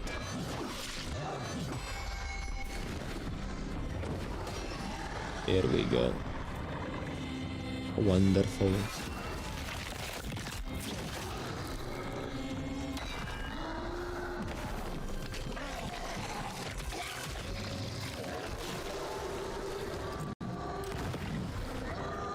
No. I don't know how to do that. I try to heal and this happens. Alright, we have 4 more minutes of trying. Alright, so this might be my last try. Yeah. I mean, I have no feedback to give, it's just not my game to critique.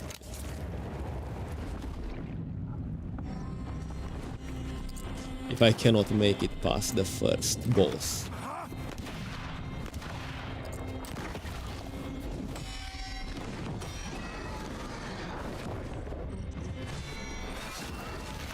And yeah, probably to be fair, gamers that actually enjoy this probably hate people like me.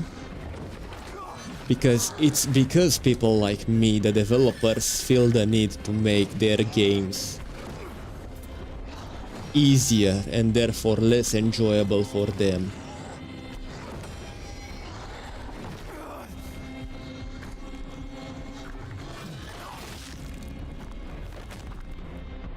Alright, the solution I would come up with. Alright, not necessarily to accommodate me. But if there are a lot of people like me that would enjoy the game and just completely need accessibility settings. Alright. An option would be an easier version of the game. And if you are just one of those people that find this way too easy,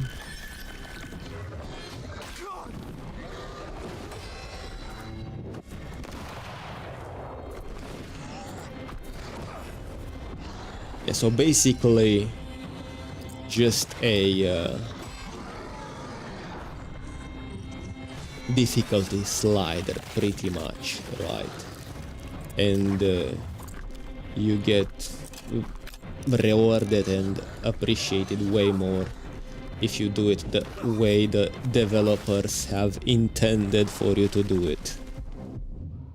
Last try. This will have to be last try for me.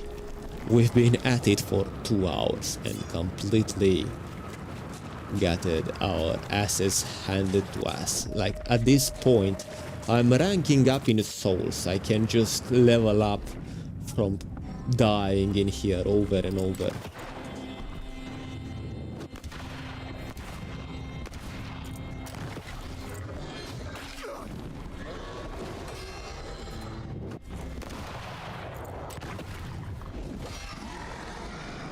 Here we go. Tap, tap, tara, tara, tap, tap, tara.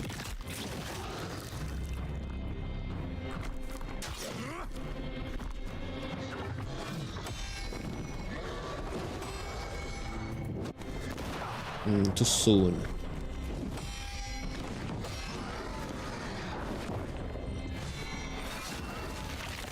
Or maybe, yeah. I think I've seen this in South Park, the Stick of Truth. Right. You keep in mind how many times the player dies and you just make the game easier as a joke, right? And they can pass your game in joke mode, right? That's pretty much it. But this, as you can see, is pretty much unplayable for low skilled individuals such as myself. Right, so I'm just going to quit. I've hit the 2-hour mark. I'm not going to I'm not going to turn this into a 5 hour stream. Alright, so Mortal Shell 2 open beta 4.3 hours. Pretty similar gameplay. It's just that it was easier for me. So yeah, I might consider playing this game not only because it was easier, but because it has some Balkanic roots that I can relate to. It's my people made this game, yeah. I've researched it like 60%, if not maybe even more, of the small team developers are from the Balkans. Alright. This thing, I've been playing it for 147 hours. Man, I lost so bad at this game. I feel like my gaming credentials are at stake, are at risk. 139, but that doesn't count the, what should call it, time I spent on whatever it's called. Kingdom Come Deliverance 2 was my game, was definitely my game. I mean, look at this. I've played this over and over and over. Where wins meet, I couldn't get past the UI. But yeah, this game is not hard, at least in the beginning. Yeah, the UI was the thing. Yeah, I'm not even going to address this. I will definitely consider returning to this game if I get a couple of people, friends, viewers that I can play this game with, because the community is what makes and breaks this game, and yeah, it usually breaks this game for me. If I have a couple of people that I can play with, I'll definitely return to this. Yeah, I'm not going to even talk about this. Yeah, I mean, I've only played it on stream and it was nice, but yeah, I cannot play it on Bazite. Yeah, I cannot play it on Bazite because anti-cheat. 647 hours. I've completed this thing on Steam, man. Look at this shame. Legacy of the Orsinium expansion. Selling mods. Awful, awful. I hate what it has become. Cyberpunk. I think I played it once or twice. Yeah, if I have so many hours. I mean, I've got those games for free. Oh, I loved this game. Shadow of War. Amazing. Absolutely amazing. I'm not going back to, yeah, it was... I think I've played it like 3 times, but I cannot play it once, one after another, like I did with Kingdom Come Deliverance, right? I need huge breaks between I start playing the same game again. Alright, but yeah, the Nemesis system, the game. Yeah, this is what I enjoyed about it. I got this game for free. It's pretty old. Unity, 35 hours. Yeah, it was an incredibly quick game. No, what should call it? No, new game plus. Yeah, I'm actually surprised. I thought I had 75 hours, regardless. Yeah, 700 hours. Mostly because of the mods. Yeah, this game, those games are nothing without mods. Right. Maybe this will be fun on a sim wheel, but I doubt it. More fun, that is, right. Okay, just cause... Got it on, yeah, I've completed the story. It's not really that you can play something beyond the story.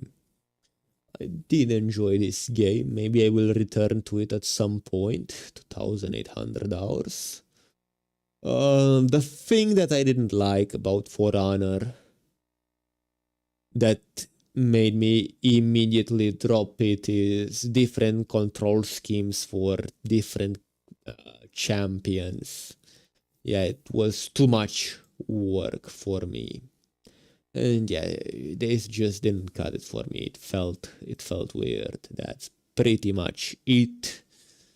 My available. I'm probably going to return to this. Alright, even though, yeah, from what I've seen, people have a pretty negative, I mean, people that are willing to overlook all of the woke aspects of the games are pretty unhappy with the new update. Don't really care much about it. I haven't even finished the story. Alright, let's see. What else do we have in... Actually, I'm curious what the people say about this. Trying out while dying from the flu and sleep deprived wasn't the smartest choice. Man, is this me? Oh no, this guy actually defeated it. But it did click. It all clicked rather quickly after getting used to the camera control. Very nice demo. Will be there come the final release. Yes. Just need this music to lock in. Actually, yeah, thank you for reminding me.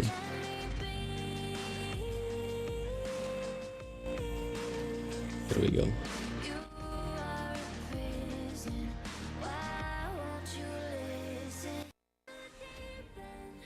Right. Anything else? Brutal. Mad fun with satisfying weighty combat loop. Excited for the full release. Yeah, I'm glad people are enjoying the game. Just because I'm not good at it, that doesn't mean that I don't want other people to enjoy it. I'm actually glad and happy that other people enjoy it, and I might actually watch some playthroughs. Right. Maybe even give it another shot if I feel like. After seeing the playthroughs, I can do better. And Nanite lets us create more detailed worlds and not pay that much of the cost. Of course, we are trying to keep some budgets, but we can make it much more detailed, much denser than we would be able to in the previous version of Unreal, with not much more extra work. Okay, so it was made with Unreal 5. Wonderful.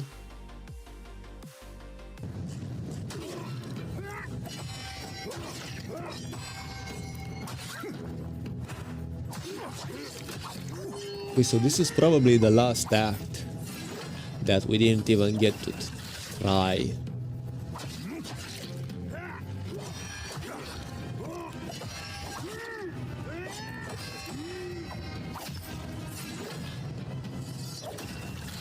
Yeah, to be fair, this mouse and keyboard, or was I wrong about it?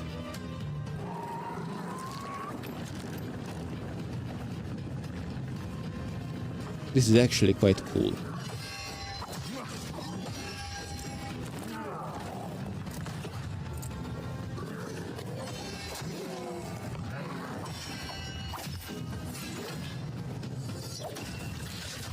I can understand the appeal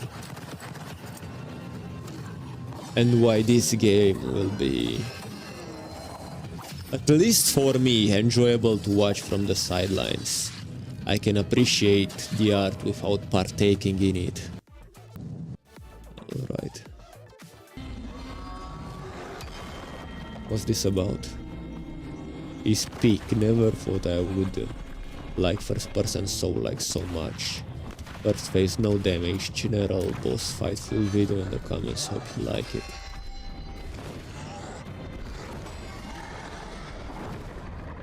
The entire fight without any damage. Let me see how he did it. Okay, so he used fire. What else did he use besides that?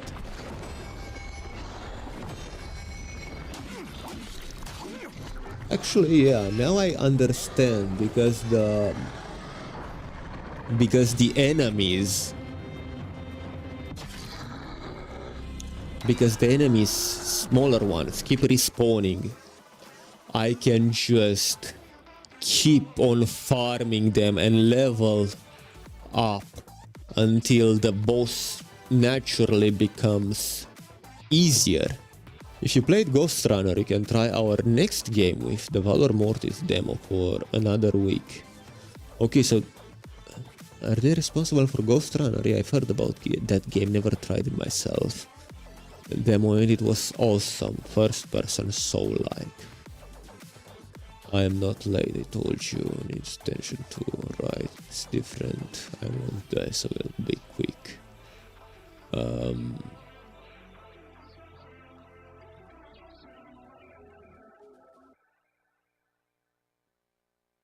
October, right, Crimson Desert, yeah, I never actually tried this game. I might consider giving it a chance if they improve the story. Yeah, I did hear the story is kinda all over the place, and yeah, the gameplay is what matters to me the most, but the story makes it more enjoyable for sure. The story would be the second most important thing behind gameplay. Alright, yeah, this game looks amazing. Let me add it right now. Store. Where is it?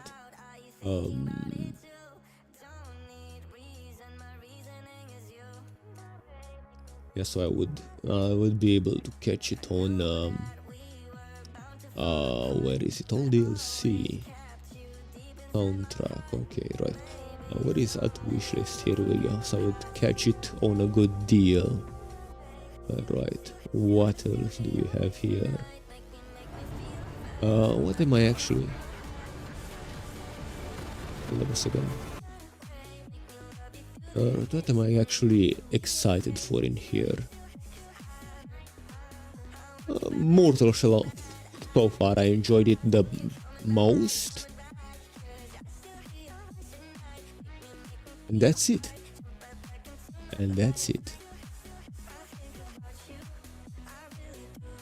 Okay, what else?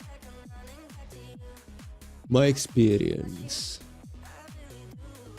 With a simple touch that reminds me of Dishonored. Re-recorded the gameplay clip plus a simple showcase of the game. Blooming World for now. Experience is good. I'm interested in trying it on. Lords of the Fallen is something that I'm actually interested too. It's something that I'm actually still interested about, right? Yeah, I've played the demo. Yeah, let me see the comments. Didn't like Amsterdam. The others approved. Yeah, same. Here we go. What does this has to do with Valor Mortis? Okay. Might wanna check Hunger and Mortis, I see.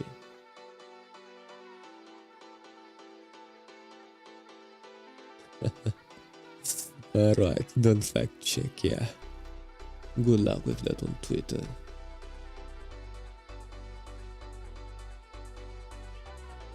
Yeah, so overwhelmingly positive, which regardless of how I performed, yeah, I wasn't that negative about this game actually quite at all. Alright, I'm just checking to see if any of the people are complaining about the difficulty. Looks like I'm the only one, I'm the outlier.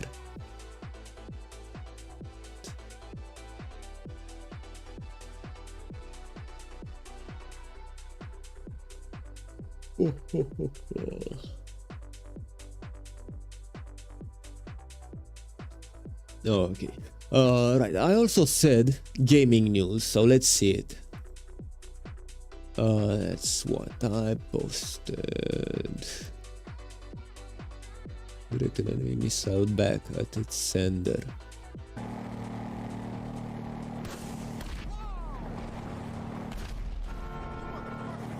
That has to be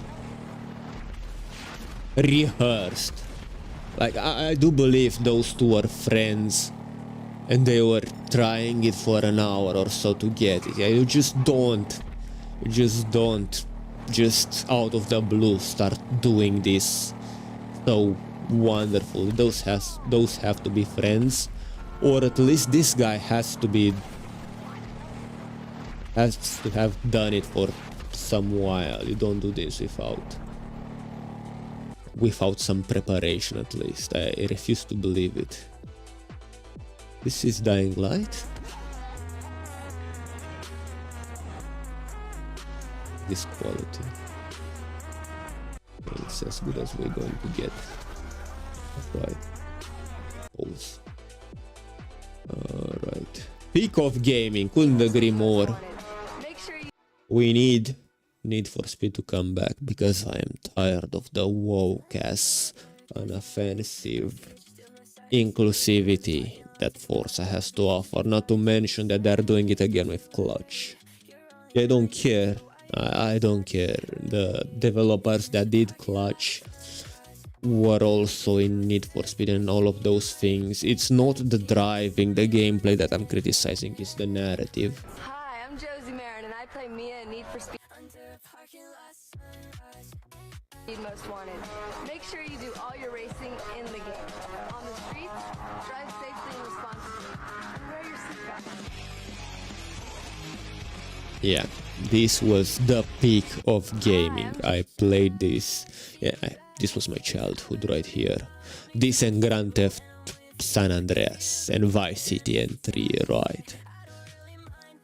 Okay, what's this? Just be right.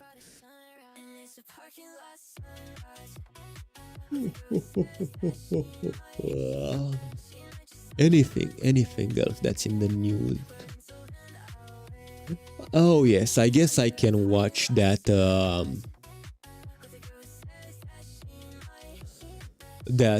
what you call it, oh, what is it called? Creation Unreal Engine 6, right? Give me a second to look it up.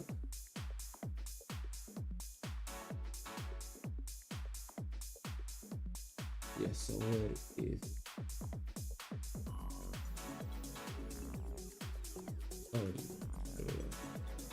Unreal Engine. Right.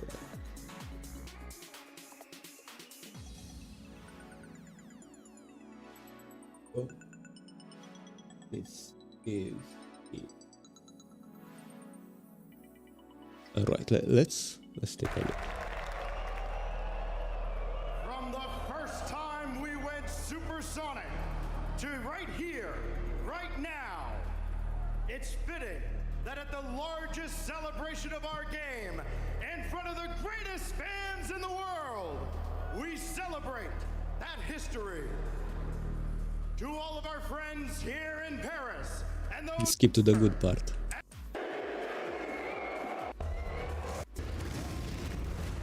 Okay, so yeah, apparently games can just be upgraded like that.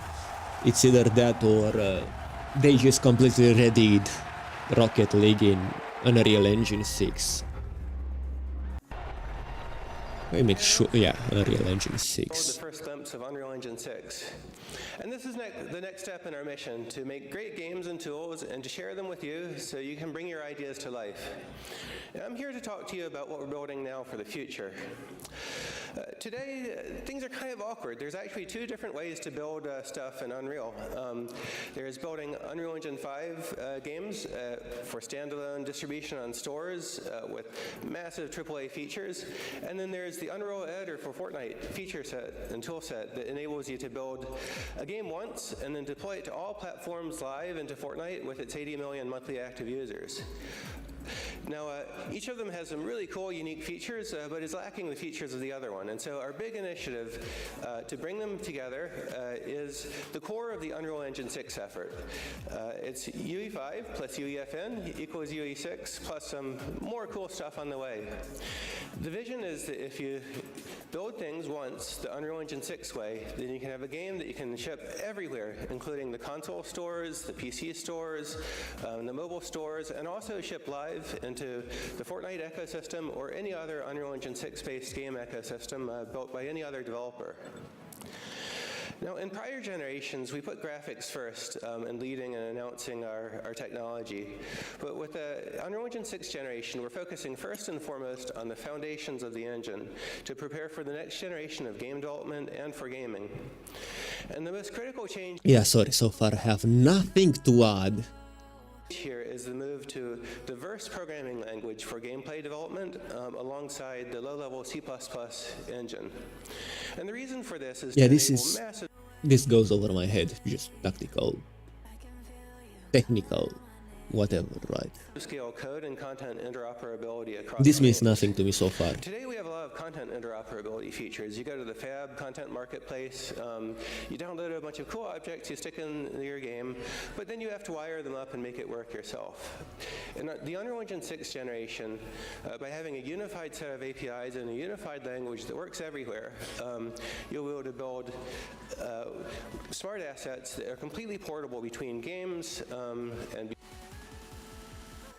Are they trying to do NFTs again? Because that's what this reminds me.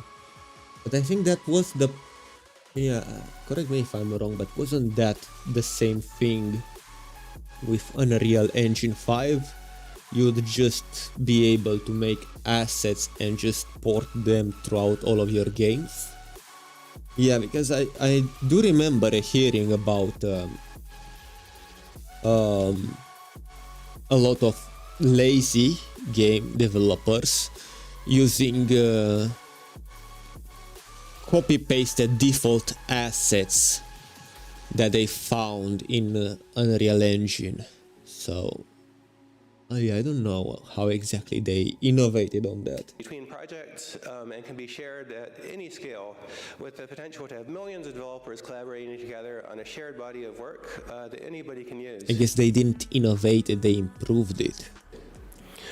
Another hallmark aim for the Unreal Engine 6 generation is to enable far larger game simulations. The original Battle Royale movie in 1999 that inspired the Battle Royale genre of games, fortunately, just happened to have 100 people dropping onto an island. It's a nice coincidence because that's actually the maximum number of players. I don't think the movie inspired the Fortnite. I think the way I remember it, PUBG... The guy that made PUBG said he was playing the predecessor of PUBG in Arma 2 or 3 and kinda making it with mods or with the other player community hiding in the bushes or something. Yeah, and that's how it started, and yeah, from what I remember, Fortnite just copied them, but I might be wrong about that, yeah.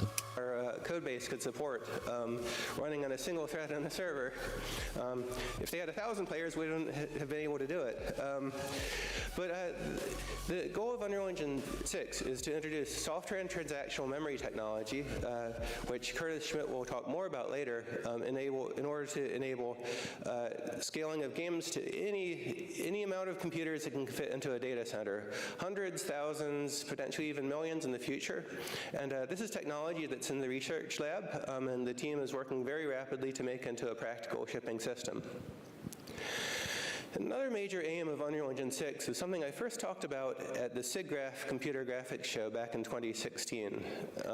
There I talked about a potential future of gaming as an open system like the web is open, in which any developer can run a server, build a game, host their own content, and the user can go anywhere they want, from place to place, bringing all of their stuff with them.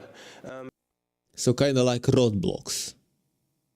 And tearing down the walls and barriers that exist between games to have a completely interoperable or like some sort of metaverse that Zuckerberg is trying to do. System.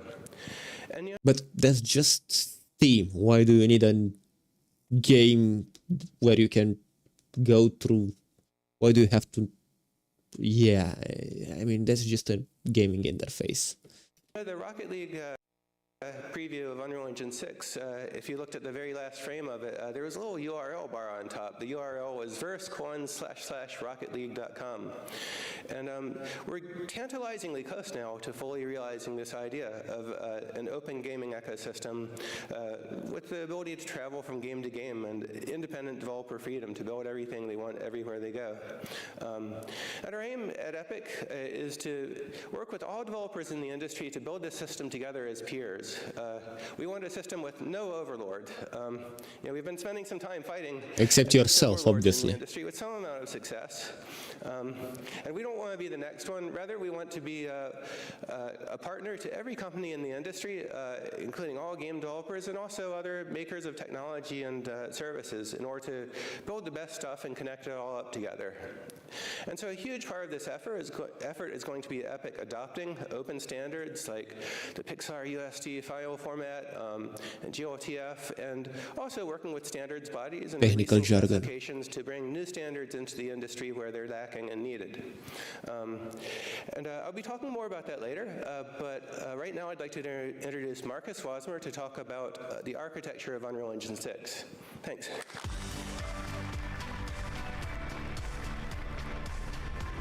So, is this guy a better speaker or what? Why there was the need for the change? Okay, thanks, Tim. So let's just take a second look at the recent history of Unreal Engine. So, Unreal Engine 4, open the engine. They always look like a wizard. Glasses, beard, long hair. Everyone by making the tools free to use and the source accessible on GitHub. And UE5 reinvented how worlds are built, helping you go bigger, add density and dynamic detail, and do it faster than ever before. UE6 has a different proposition. It's about evolving how we ship and operate our games. That said, UE6 will keep doing the things you want an Unreal Engine to do. Rendering will keep getting better, cook times will come down, iteration loops are getting tighter, mobile is increasingly capable. However, yeah, I heard about that mobile thing, that Steam is working on a pretty good translation layer for their VR headset. And what will that happen? What will that do? So from the 86 architecture that runs on computers, they are working on a pretty good, pretty efficient and effective translation layer for the ARM chips. So the difference between the ARM and the 86 architecture, the difference between phone and PC is that the phone is better optimized. So when you take that optimization in a smaller form factor, you can actually build with ARM chips better hardware at smaller scale with greater efficiency, with greater energy efficiency. And it's something that we've seen NVIDIA already do with their laptops, right? So they basically, I think they are using some sort of similar translation layer. Or maybe I'm just wrong about it, right? You can correct me later. But yeah, from what I've seen, they were promoting their laptops and they were showcasing that you can game on them without, locally, not on cloud, not through internet, no, locally, without themselves being plugged in. So it's basically a charged up tablet. It's what Apple has already done by fusing their chips together. So it's GPU and CPU in a single efficient ARM chip. Yeah, there is no. Yeah, so basically, our hardware so far is getting outdated. Our PCs are getting outdated. Our laptops are getting outdated. The Steam machine, the GameCube that hasn't even been launched, will probably get outdated as soon as those steroid tablets, for the lack of a better word, are going to ship in. Yeah, those Apple similar made things. It's how I'm able to. But yeah, at least from what I've seen, Steam is definitely trying to do something about that, because they are working on that translation layer. We believe for UE6 that there are three things about game development that need to change at the same time. First, gameplay programming needs to get simpler for creating persistent, live, large-scale worlds. And Verse is the foundation for Epic's future programming model.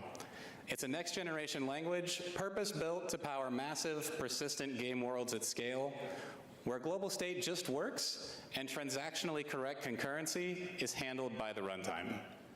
We've built a modern high-level gameplay framework on top of Verse that gives you a true foundation to build games and experiences easily and to share their interoperable components between games. You'll hear more about our goals and architecture for this programming model from our technical director on the project in a few minutes. But for now, let's talk about the second guiding principle of UE6. Content and code should be portable across games and even engines. Our goal is to give the games industry a whole new way to grow our ecosystems with cross-promotion, portable player value, and to really lean into all the positive sum dynamics that Metcalfe's law predicts for connecting experiences and social graphs together. And we're going to do this with a determined effort to move UE beyond just extensibility and into open specifications for interoperability. Where existing... But yeah, but developers would... I think they would be against this. Some of them, at least, the professional ones, the big companies, they would guard their code. Yeah, I get this sharing of the secrets would be invaluable for us having more, what you'd call it, more games, quicker games, better games, but that's at the low scale. At the big scale, AAA, even AA, yeah, they would probably even file patterns for code, for gameplay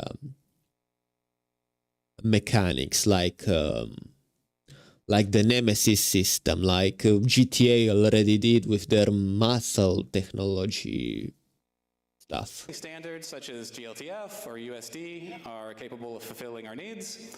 We'll make them first-class formats within the engine.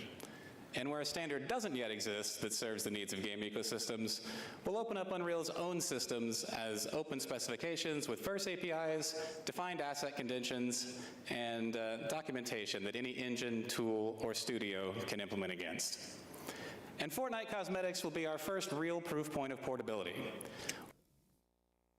Let's give them a round of applause for Fortnite Cosmetics. We're going to start by moving the base system to an open UE6 module that's usable by all games.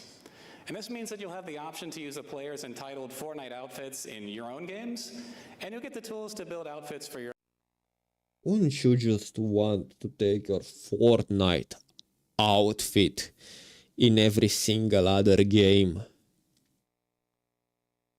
It's like taking your pillow waifu with you all over the world. Yeah, you have to be a special type of crazy to do that. Oh man. Our own games that work inside Fortnite.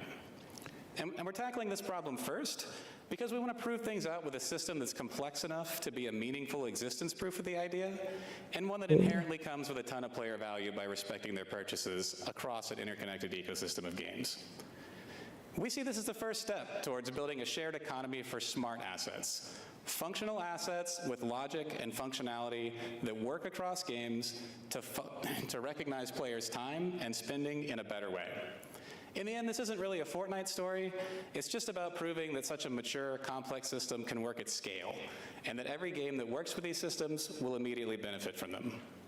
Happily, we're taking the first concrete steps to such an open e-system right now. MetaHuman has been adopted by some of the most successful games in the world and is rapidly becoming a standard for digital characters. And that's why today we're announcing the MetaHuman Dev Kit, opening up our rig logic and MetaHuman DNA toolsets under the MIT license so that you can deliver MetaHumans in any game, any engine, any platform. To learn more, thank you. So better characters with better physics and animations. So to learn more, please come to our talk right after this. All right, moving on, no tech presentation would obviously be complete without a conversation about AI. So to get one of the fun talking points out of the way, there's some speculation going around that game engines will be superseded by promptable world models. And we don't actually think that's what happened next. What does, we think, is much more interesting. That AI-assisted game creation will tighten iteration loops, reduce time-consuming manual setup of levels, character rigs, particle systems, getting bone weights, adjusting lighting, all of the manual work required to translate professional, creative intent into performant and cross-platform games. And crucially, Unreal Engine is uniquely placed to be the efficient, cross-platform, high-fidelity runtime that will remain the substrate on which much of the world's best games run. Thus, for UE6, we see LLMs, Gen AI models, and tools like Claude, Gemini, and so on as playing a central role in building content faster with the creative control that you need. And as you saw earlier, the future of these workflows is a fluent translation layer between natural language intent and your production pipeline. Our goal for UE6 is to greatly reduce the tedious work in authoring content to leave more time for creative exploration and increase the amount of iterations a team can make to polish their content. UE6 will... Yeah, people, right? The AI hate sentiment. I think that was manufactured. I've heard something about the anti-AI being manufactured by the Chinese because they want to win the AI race. It's like the Russians telling the hippies in the United States that they should not agree with their governments building rockets because rockets are bad for environment, and then the hippies would start hating and protesting and slowing down the rocket development. So, and then the Russian would be the first people on the moon, and that would just completely alternate history. Yeah, it's a good thing that didn't happen back then. Yeah, people didn't care about green energy, didn't care about all of those things. They just cared about their country winning. It didn't matter what were the function, what purpose does it serve that we send the first people to the moon, right?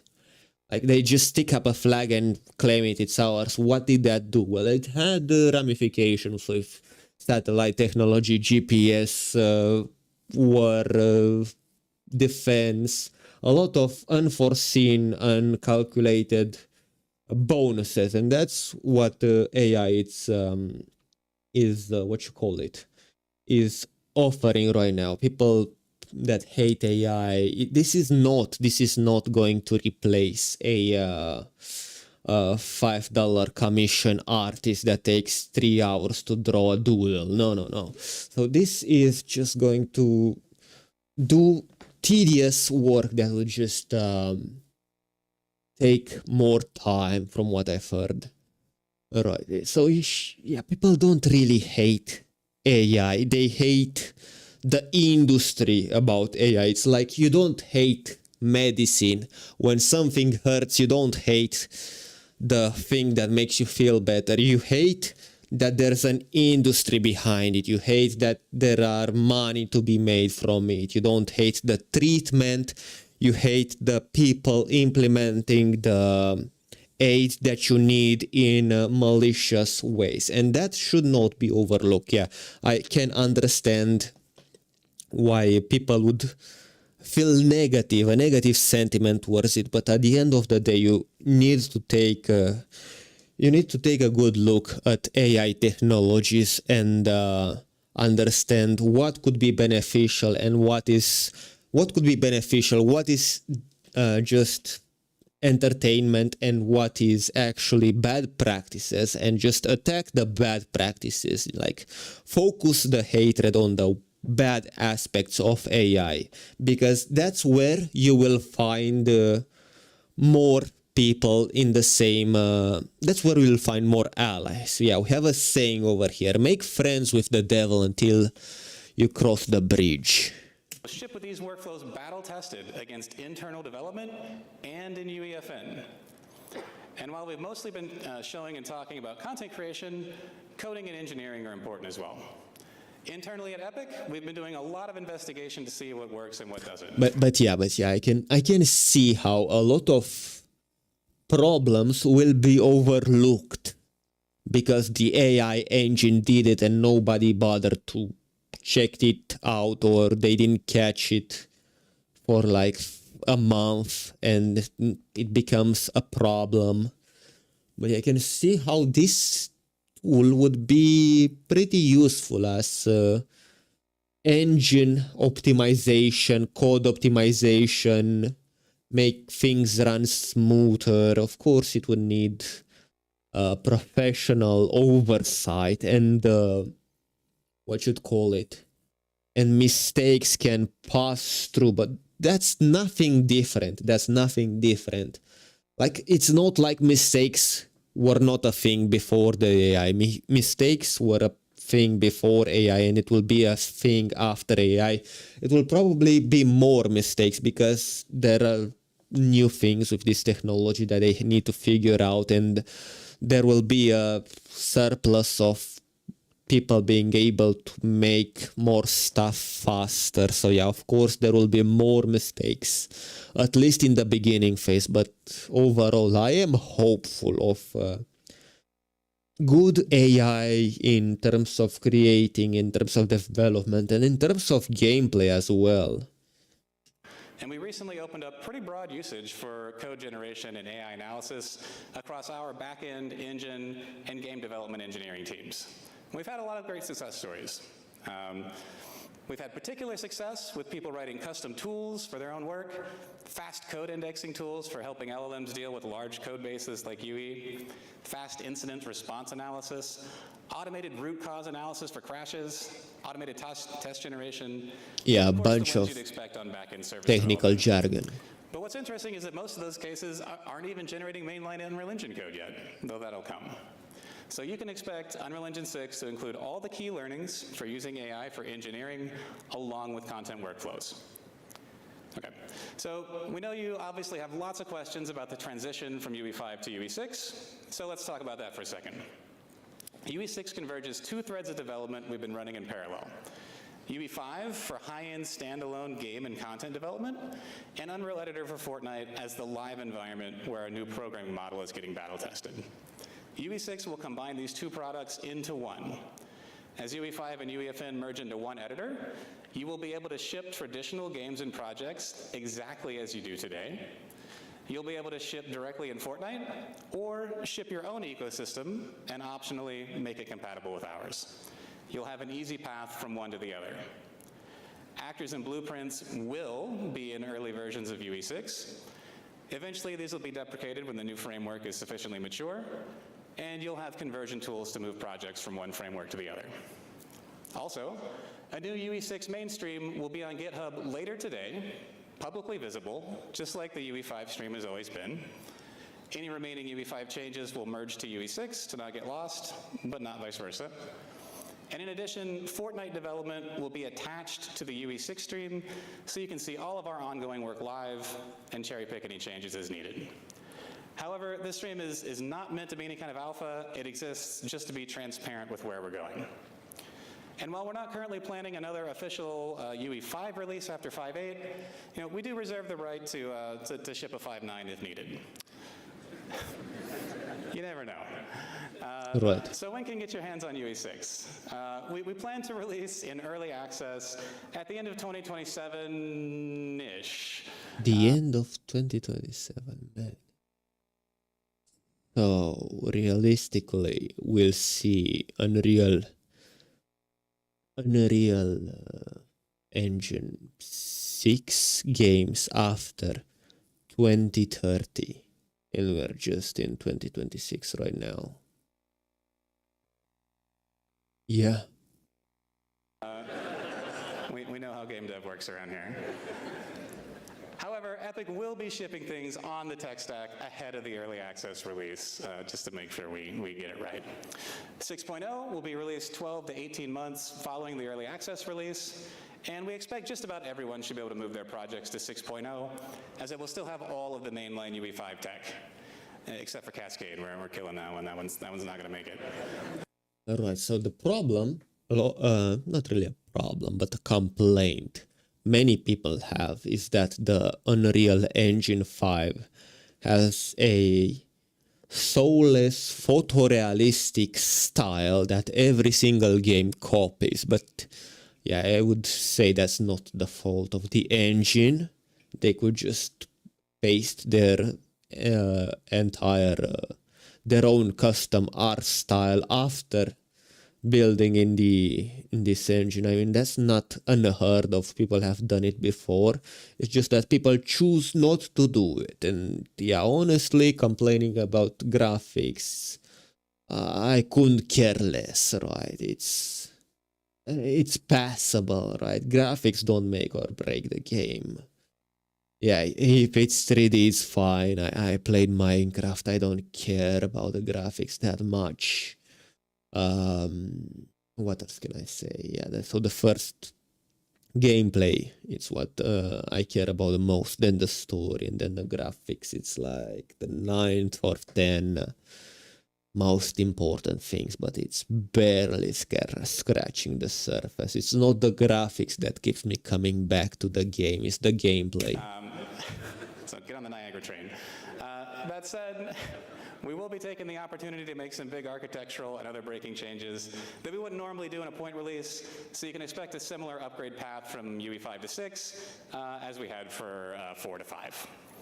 We'll keep everyone up to date on our progress as development continues, and now Curtis is going to come up and give us a more detailed breakdown of the gameplay architecture.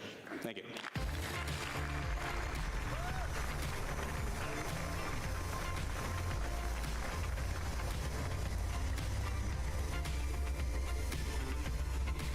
Thanks, Marcus, and good morning, everyone. I'm Curtis. I work on the gameplay architecture in Unreal Engine, and today I'm excited to talk to you about the new gameplay framework for UE6. 1619.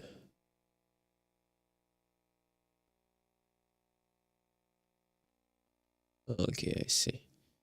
I was about to ask, why are all of them chubby? Yeah, what's his name? Robert Frederick. Yeah, RFK really needs to investigate this. Yeah, 16, 17 right here. Yeah, this yeah, Ozempic shouldn't be the first thing. But yeah, I can understand. I guess understand.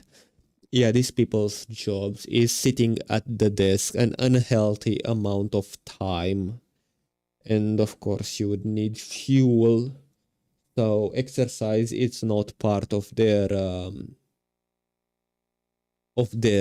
job description.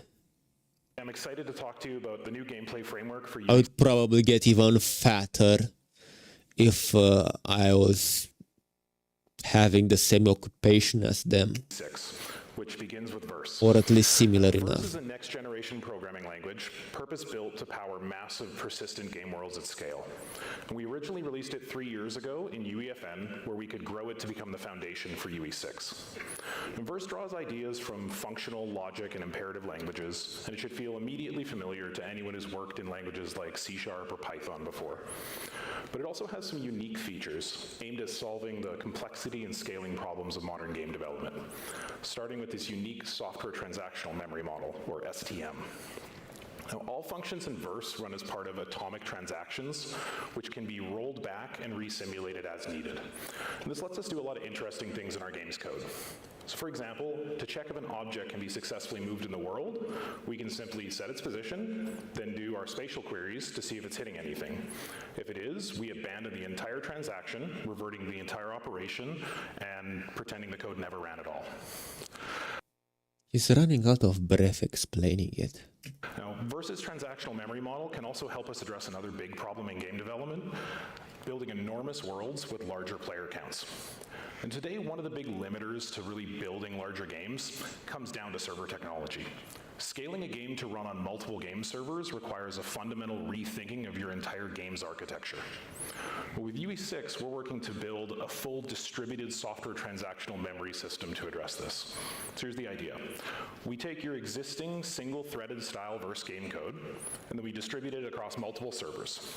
When an object's needed in one server, the verse runtime rolls back the current transaction, migrates the object over to the server, and then reruns the transaction with the object now present. And this is all done in a way that retains the transactional consistency of the original program. And finally, with Verse, we wanted to make saving game data way simpler. So the Verse runtime can automatically synchronize and save any global state for the program, and then share it across all running instances of your game or an ecosystem. And to the programmer, what this means is that setting up something like save state for a player is as simple as setting a single global map of player to save state. No more having to set up databases or coordinate schemas between your game and other backend services. You can do all of this without ever leaving Verse.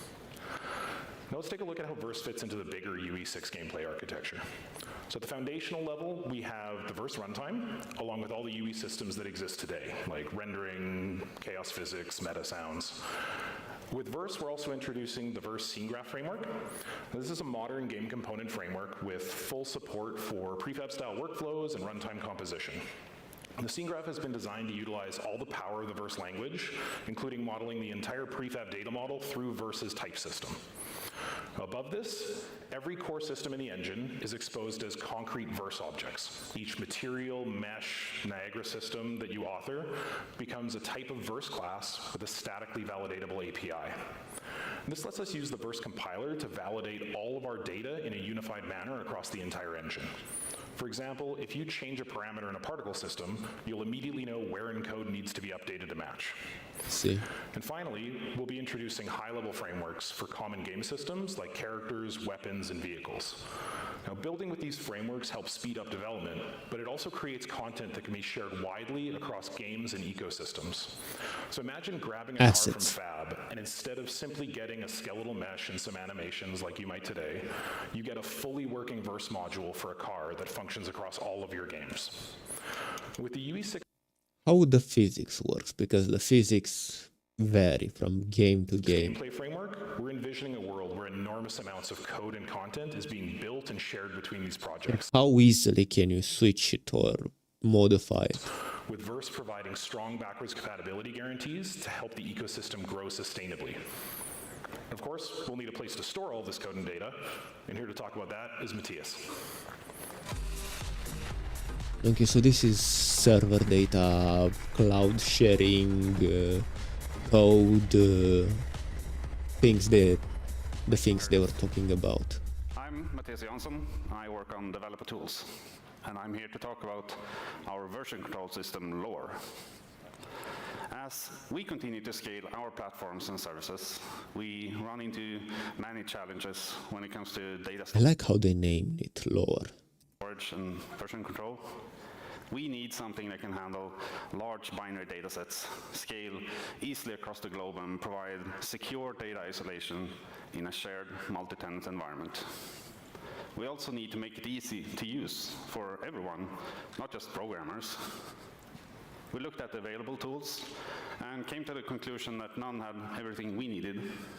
Git, for example, it's excellent at what it was built for, distributed development of source code. But game development has huge amounts of binary data and content and rarely needs everything on your local machine. Git doesn't really work well. Man, yeah, I feel a bit uneasy watching them. They look stressed. They looked overworked. They don't look underpaid. They do look stressed and overworked and unhealthy. I am concerned for them. Such requirements. commercial and proprietary systems were also considered. But our foundational tools have to be open. Open specifications, open protocols, open formats. Anything less, and the people relying on them can't extend, audit, or trust them. I guess it comes with the territory. From scratch, and we designed the data model to meet our requirements from the ground up. We made scalability and performance core tenets from day one, and this is where most of Lore's technical innovation lives. It combines an efficient large asset handling with a free branching model, so teams can iterate quickly without sacrificing workflow flexibility or storage efficiency. And Lore will grow with you from a zero config. And yeah, uploading to their servers makes it shareable and available for everyone, and it's just that one step easier, one step closer away, making the work easier, and that's how they profit, right? People using their system. All the way to multi-region, multi-million user deployments like UEFN, without requiring your team to fundamentally change how you work. At the heart of Lore is an efficient, content-addressed data store. Every file, every directory, every revision is identified by what it contains, not where it lives. Identical pieces of data are only stored once. Lore gives you direct access to that storage platform, so you can build your own applications and pipelines on top of it. Lore's version control uses this storage platform to let you work on multiple things in parallel, switch between them freely, and collaborate in safe, isolated spaces without worrying about how it scales. Lore's sparse, binary-first storage architecture fetches only the data you actually need for the revisions and branches you work with, supporting projects. Absolutely, completely unrelated, except for the name. But yeah, I thought about video games companies, especially Bethesda, since they keep retconning their own lore and they cannot keep track of it. Yeah, just make an AI. Just make a locally run, safe AI that stores all of the lore. And when you try to write a new story, this by the way can apply to absolutely every single company. It would check it for inconsistency, for things that don't add up, and it will tell you, hey, this is contradictory, this is not contradictory. So yeah, it could be used in movies as well, in TV shows. People were unhappy about the Fallout TV show. Yeah, that was also filled with retcons from what I've heard. So yeah, AI could check. I mean, it's already possible. You don't need to. Yeah, you can probably don't. It's that easy. You just don't even need locally, but it's safer to run it locally. Right, you don't need any innovation. It's already there. The tool's already here. This is what AI is good for: checking large data sets of information. Yeah, the thing that they called it lore reminded me of this exact same thing. Large binary data is stored in smaller fragments, allowing partial deduplication and highly efficient parallelized data transfer of any file. That same data model is what lets Lore scale out across the infrastructure. As you grow, Lore lets you transparently add layers of additional servers from the local machine out through edge and regional caches and up to a durable global store. And because access is authenticated and authorized at every layer, that scale. Of course, so your data is safe, apparently, right? People are not just going to be able to break in and copy your trademarked secret code. It comes at the cost of control. Every server enforces the same access policies. For a globally distributed team, that means that users in different regions can hit their nearest cache, and the global source of truth is never the bottleneck. Everything Lore does, data storage, version control, is exposed through a single complete API. And on top of that API, we built the tools you would expect. A command line interface, a desktop application, and in the near future, an integration in Unreal Editor. And these tools are all built on the same API and library. This API-first design makes Lore easy to extend and integrate into any development pipeline.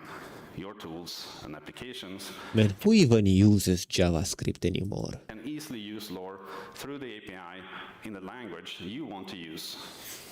Though we're just scratching the surface here, I hope this gives you a sense of the I power guess it's popular enough, right? With the old stuff, they wanted backwards compatibility just in case. of Lore. And it's already used in production environments. It powers the UEFN ecosystem, where it's been known until now as Unreal Revision Control, providing version control and data storage for everyone's content pipeline.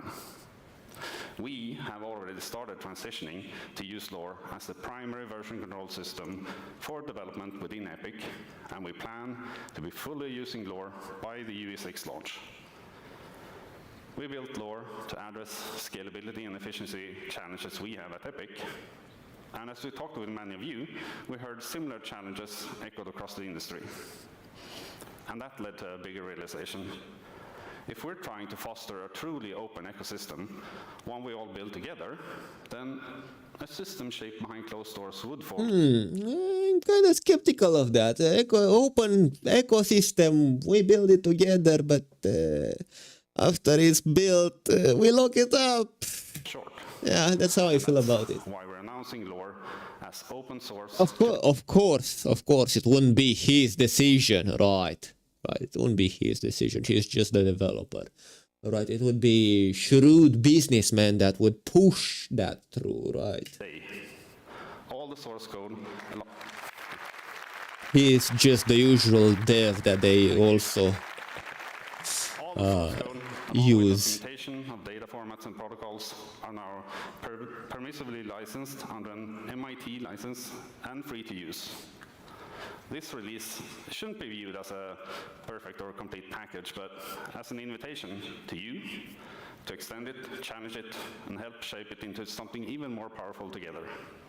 So, if you're interested in learning more, head to lore.org and come to my session later in the show for a deep... Right. So, from what I've seen, AI is not going anywhere. It's going to become an integral part. Game development as well. It's not just making the NPCs smarter. It's not just making you have deeper conversation with NPCs. It's not just generating some placeholder art that they forget to remove. No. It's going to make things happen faster in this development side, and it might even upgrade procedurally generated environments. Yeah, optimization, everything. Yeah, all of that, what I'm thinking, is going to start after 2030. So, yeah, you'll have to wait a bit. Maybe this is what Bethesda is waiting for with their Elder Scrolls 6. Anyway, yeah, I think I'm going to call it quits. Let me see how much time do I have until I have 9 hours and 53 minutes. Alright, I think I'm going to enjoy 8 hours of sleep before I go back to work, right? Anyway, thank you for tuning in, joining, and hopefully I'll see you tomorrow as well, right? Take care, and yeah, goodbye. Yeah, hopefully I'll see you again tomorrow. Yeah, goodbye.